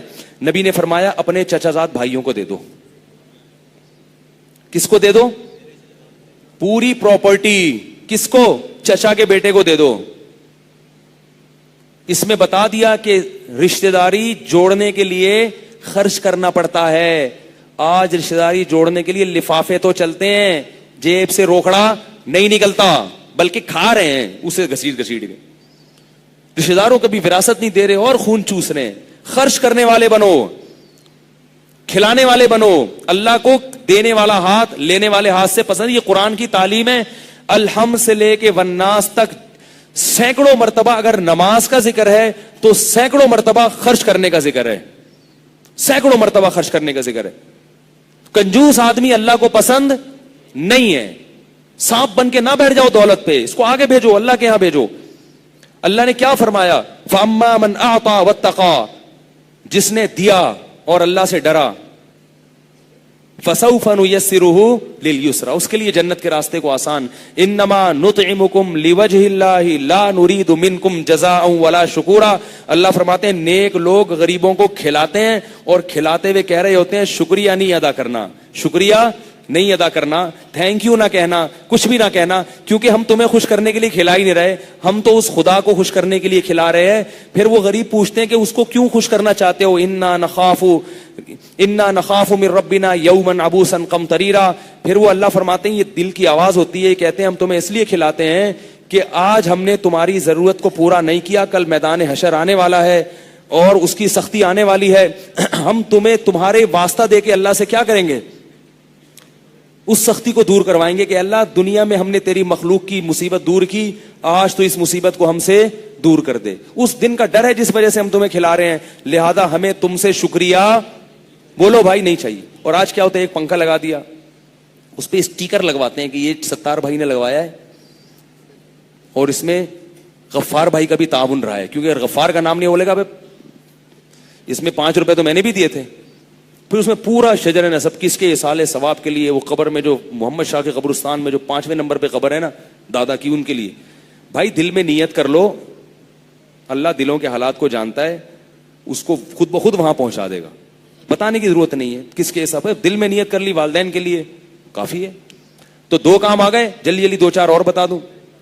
دوسرا, اللہ نے قرآن میں فرمایا تعالوا آؤ میں تمہیں بتاتا ہوں کیا چیزیں حرام ہیں. اللہ نے خود بتایا جن چیزوں کو ہم پسند نہیں کرتے اس میں شرک ہے، اور نماز ہے، صدقات و خیرات ہیں، اور اللہ کے حقوق کے بعد سب سے بڑا حق کس کا ہے؟ والدین کا۔ اس میں تو کچھ ہے ہی نہیں، والدین کا اتنا حق اللہ نے بیان کیا، اتنا حق بیان کیا۔ عیسیٰ ابن مریم پیدا ہوتے ہوئے کہہ رہے ہیں کہ مجھے اللہ نے حکم دیا کہ میں اپنی ماں سے اچھا سلوک کروں۔ حضرت یحییٰ پیدائش کے بعد کہہ رہے ہیں کہ مجھے اللہ نے حکم دیا اپنے باپ اور ماں سے اچھا سلوک کروں۔ اس لیے حکیم الامہ مولانا اشرف علی تھانوی رحمۃ اللہ علیہ لکھتے ہیں کہ اللہ نے جس اہتمام سے والدین کے ساتھ حسن سلوک کا حکم دیا، کسی شیخ، کسی پیر و مرشد، کسی استاذ کے ساتھ اتنا اہتمام اللہ نے بیان نہیں کیا۔ لہذا والدین اور پیر و مرشد اور استاذ کے رائے میں اگر اختلاف ہو جائے اور کام اگر مباح ہو تو کس کی رائے کو فالو کرنا ہے؟ والدین کو فالو کرنا ہے۔ بعض لوگ مبالغہ کرتے ہیں، اپنے شیخ کے تو جوتے اٹھا رہے ہیں، ابا کے جوتے لگا رہے ہیں۔ تو بھائی شیخ کے بھی جوتے اٹھاؤ، مگر باپ کے بھی اٹھا لیا کرو کبھی۔ سمجھ میں آ رہی ہے بات؟ تو یہ بہت سارے حکام ہیں، شیخ سے پوچھ کر شادی کر رہے ہیں، ابا اماں کو نہیں بتا رہے، یہ غلط ہے۔ ابا اماں سب سے پہلے کون ہے؟ ابا اور اماں، اس کے بعد ہے باقی سب کچھ۔ تو یہ ہے اللہ کا حکم۔ دوسرا، اللہ نے زنا کو، بولو نا بھائی، بہت سخت سزا ہے۔ نبی نے فرمایا میں نے معراج کی رات کچھ لوگوں کو آگ میں جلتے ہوئے دیکھا، ننگے، لڑکے اور لڑکیاں، مرد اور عورتیں۔ جبریل سے پوچھا یہ کون ہے؟ فرمایا آپ کی امت کے زنا کرنے والے ہیں۔ جس مرد نے جس عورت کے ساتھ زنا کیا، اللہ نے دونوں کو ننگا کر کے ایک آگ میں ڈال دیا۔ یہ ہوگا قیامت کے دن، جو اللہ نے نبی کو پہلے دکھا دیا یہ منظر۔ اسی طرح معراج کی رات آپ صلی اللہ علیہ وسلم نے دیکھا کہ کچھ لوگ جو ہے نا سڑا ہوا گوشت کھا رہے ہیں، سڑا ہوا بدبو والا، اور ان کے قریب حلال اور تازہ گوشت رکھا ہوا ہے، مگر وہ کون سا کھا رہے ہیں؟ گوشت جب سڑتا ہے کتنی بدبو ہوتی ہے اس میں، ایک ادھر تازہ حلال گوشت ہے اور وہ کیا کر رہے ہیں؟ سڑا ہوا گندا۔ تو آپ نے جبریل سے پوچھا یہ کون لوگ ہیں؟ انہوں نے فرمایا یہ وہ ہیں جو حلال بیویوں کو چھوڑ کر زنا کیا کرتے تھے، حرام عورتوں کے پاس جاتے تھے۔ گھر میں بیویاں بیٹھی ہیں، ان کے پاس ان کو دینے کے لیے ٹائم نہیں ہے، اور طوائف خانوں میں منہ کالا کر رہے ہیں۔ بہت عورتوں کی، خواتین کی شکایت آتی ہے، بہت شکایتیں آتی ہیں آج کل، اللہ بچائے سب کو اس عذاب سے۔ تو زنا سے کیا کرنا ہے بھائی؟ دور بھاگنا ہے۔ اگر زنا میں کوئی خوبی ہوتی تو اللہ پیغمبروں کو اس برائی سے اتنی یعنی اللہ ان کو ایسی حفاظت نہ کرتے۔ اللہ کو یہ عمل بہت ہی گندا لگتا ہے، تبھی اللہ نے حضرت یوسف کو بچایا اس سے۔ نیک لوگوں کو اللہ بچاتے ہیں اس برائی سے۔ اور کیا کرنا ہے بھائی؟ سود نہیں کھانا، سودی لین دین نہیں کرنا، اور یتیم کا مال نہیں کھانا۔ وراثت میں بڑا بھائی چھوٹے بھائی کی، نابالغ بھائیوں کی، نابالغ بہنوں کی وراثت کھا جاتا ہے۔ اور اللہ نے فرمایا یا ایھا الذین آمنوا لا یحل لکم ان ترثوا النساء کرہا، عورت کے مال کو مت کھاؤ۔ جہیز کے نام پہ طلاق دیتے ہیں، پھر عورت کا جہیز بھی ہڑپ کر لیتے ہیں، بہن کی وراثت ہڑپ کر لیتے ہیں، مہر کھا جاتے ہیں، اور جھگڑے ہوتے ہیں اس پہ۔ اللہ نے قرآن میں عورت کے مال سے بچنے کا الگ سے، بولو نا بھائی کیا ہو گیا یار؟ جتنا آپ لوگ نہیں تھکے جتنا میں تھکا ہوا ہوں، اللہ نے الگ سے حکم دیا ہے اس، کیونکہ وہ کمزور ہوتی ہے، اس کو بیوقوف بنانا بہت آسان۔ کتنے میاں ایسے ہیں جنہوں نے اپنی بیویوں سے انویسٹمنٹ کے نام پہ لاکھوں روپے کھا گئے، بیوی کو کہا تمہارے پاس اتنا تمہیں وراثت ملی ہے نا، 1 کروڑ کا پلاٹ ہے، مجھے دے دو نا، میں انویسٹ کروں گا، آدھا تمہارا آدھا میرا۔ وہ بیچاری بھولی بھالی دے دی، اس کے بعد پی گئے۔ اس کو کون دے گا آدھا؟ پھر جب وہ مانگتی ہے کہ میرا آدھا پروفٹ کہہ رہے ہیں، تو یہ گھر کون چلا رہا ہے؟ تمہارا باپ چلاتا ہے یہ ہے بھائی؟ بچوں کی فیسیں کون بھرتا ہے؟ تمہارا باپ بھرتا ہے بھائی؟ تو بھائی یہ پہلے بتا دیتے کہ میں تم سے 1 کروڑ کا پلاٹ لے رہا ہوں، لیکن یہ سب گھر کے خرچے چونکہ تمہارا باپ پورے نہیں کر رہا، میں کر رہا ہوں، لہذا وہ 1 کروڑ واپس ملنے والے نہیں ہیں، تو دیتی ہی نہیں۔ کسی بھی لحاظ سے دھوکہ دے کے کسی کا مال کھانا غلط ہے، اس کو دینا پڑے گا، آپ کو دینا پڑے گا اس کا حصہ، چاہے بیوی ہو چاہے بہن ہو کوئی بھی ہو۔ تو کسی کا مال ناحق، بولو بھائی، نہیں کھانا۔ اور اللہ نے فرمایا یغضوا من ابصارہم، نظروں کی حفاظت کرنی۔ جو جا رہی ہے محلے میں، ٹی وی میں، جہاں بھی، آنکھیں پھاڑ پھاڑ کے دیکھنا سمجھتے ہیں فرض ہے۔ ایک نوجوان نے کہا یار اگر نہیں دیکھو نا حسرت سی رہ جاتی ہے، پتہ نہیں کہ یار پتہ نہیں کس قسم کا پیس گزرا تھا۔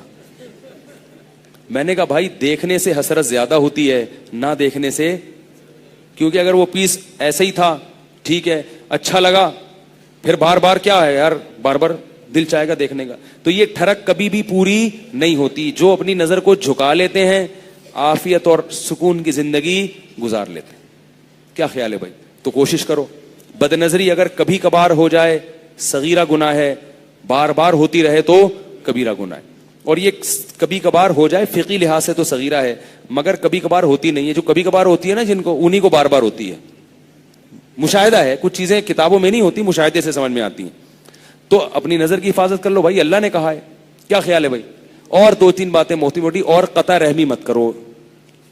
जहां भी कुरान में अहले जन्नत की बात आती है, तकरीबन हर जगह अल्लाह ने कहा रिश्तेदारी जोड़ते। अगर रिश्तेदारों में कोई खूनी रिश्तों में नाराज हो गया है, गलती उसकी भी हो, तो अपने ऊपर डाल के उससे माफी मांग लो। नबी ने फरमाया रिश्तेदारी जोड़ने वाला वो है कि जो तुम्हें से तोड़े तो तुम उससे जुड़ो। हाँ, कोई ऐसा रिश्तेदार है जिसको मना के आप दोस्ती कर लेते हैं, फिर भी वो आपकी टांगे खींचता रहता है और फिर उससे करीब ताल्लुक रखने में मोहब्बत बढ़ने के बजाय कम हो रही है, तो फिर उससे वाजिबी ताल्लुक रखा जा सकता है। जैसे नंदों और भाभियों में होता है ना, जिठानी। खातून ने क्या किया, अपनी जिठानी को गले लगाया मेरा बयान सुन के।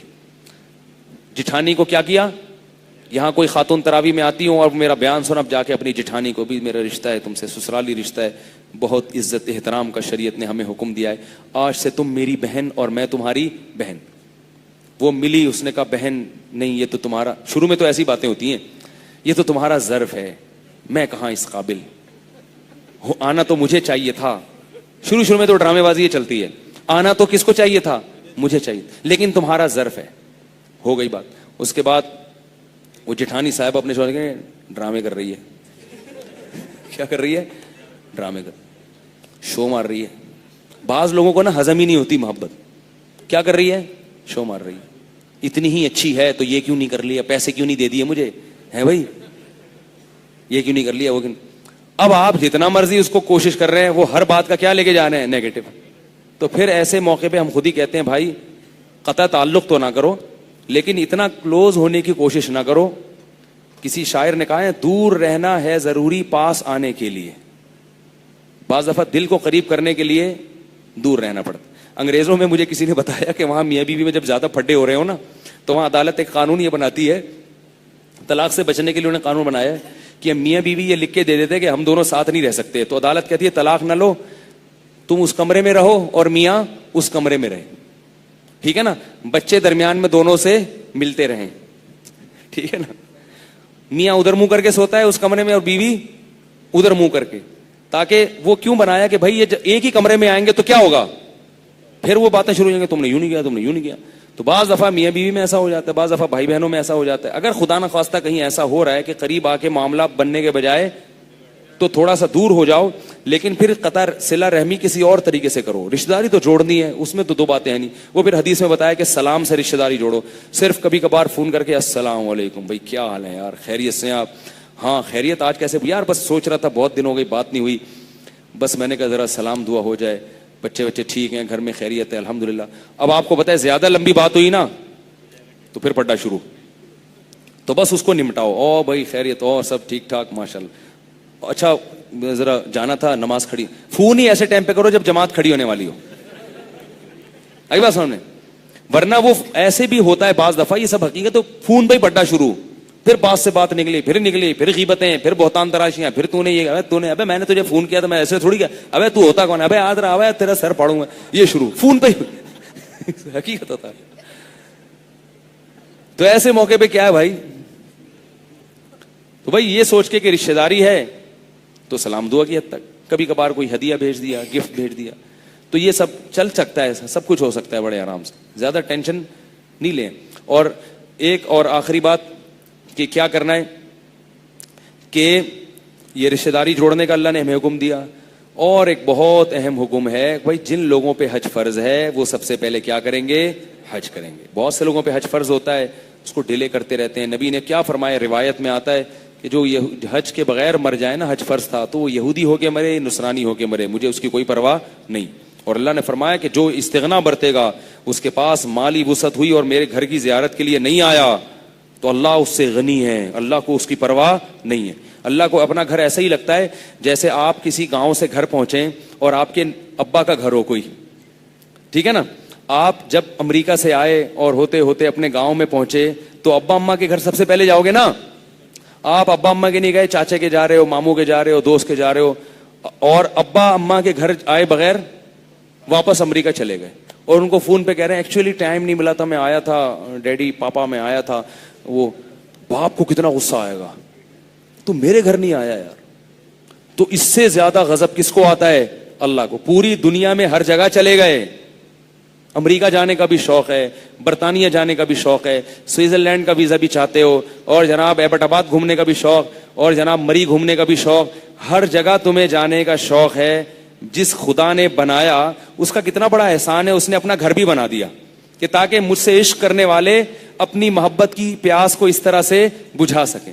ورنہ اللہ اپنا گھر زمین پہ نہ بناتا تو ہم کس کے گھر کی دیواروں کو جا کے چومتے, کس کے غلاف کو پکڑتے, کس کے دروازے پہ ناک رگڑتے.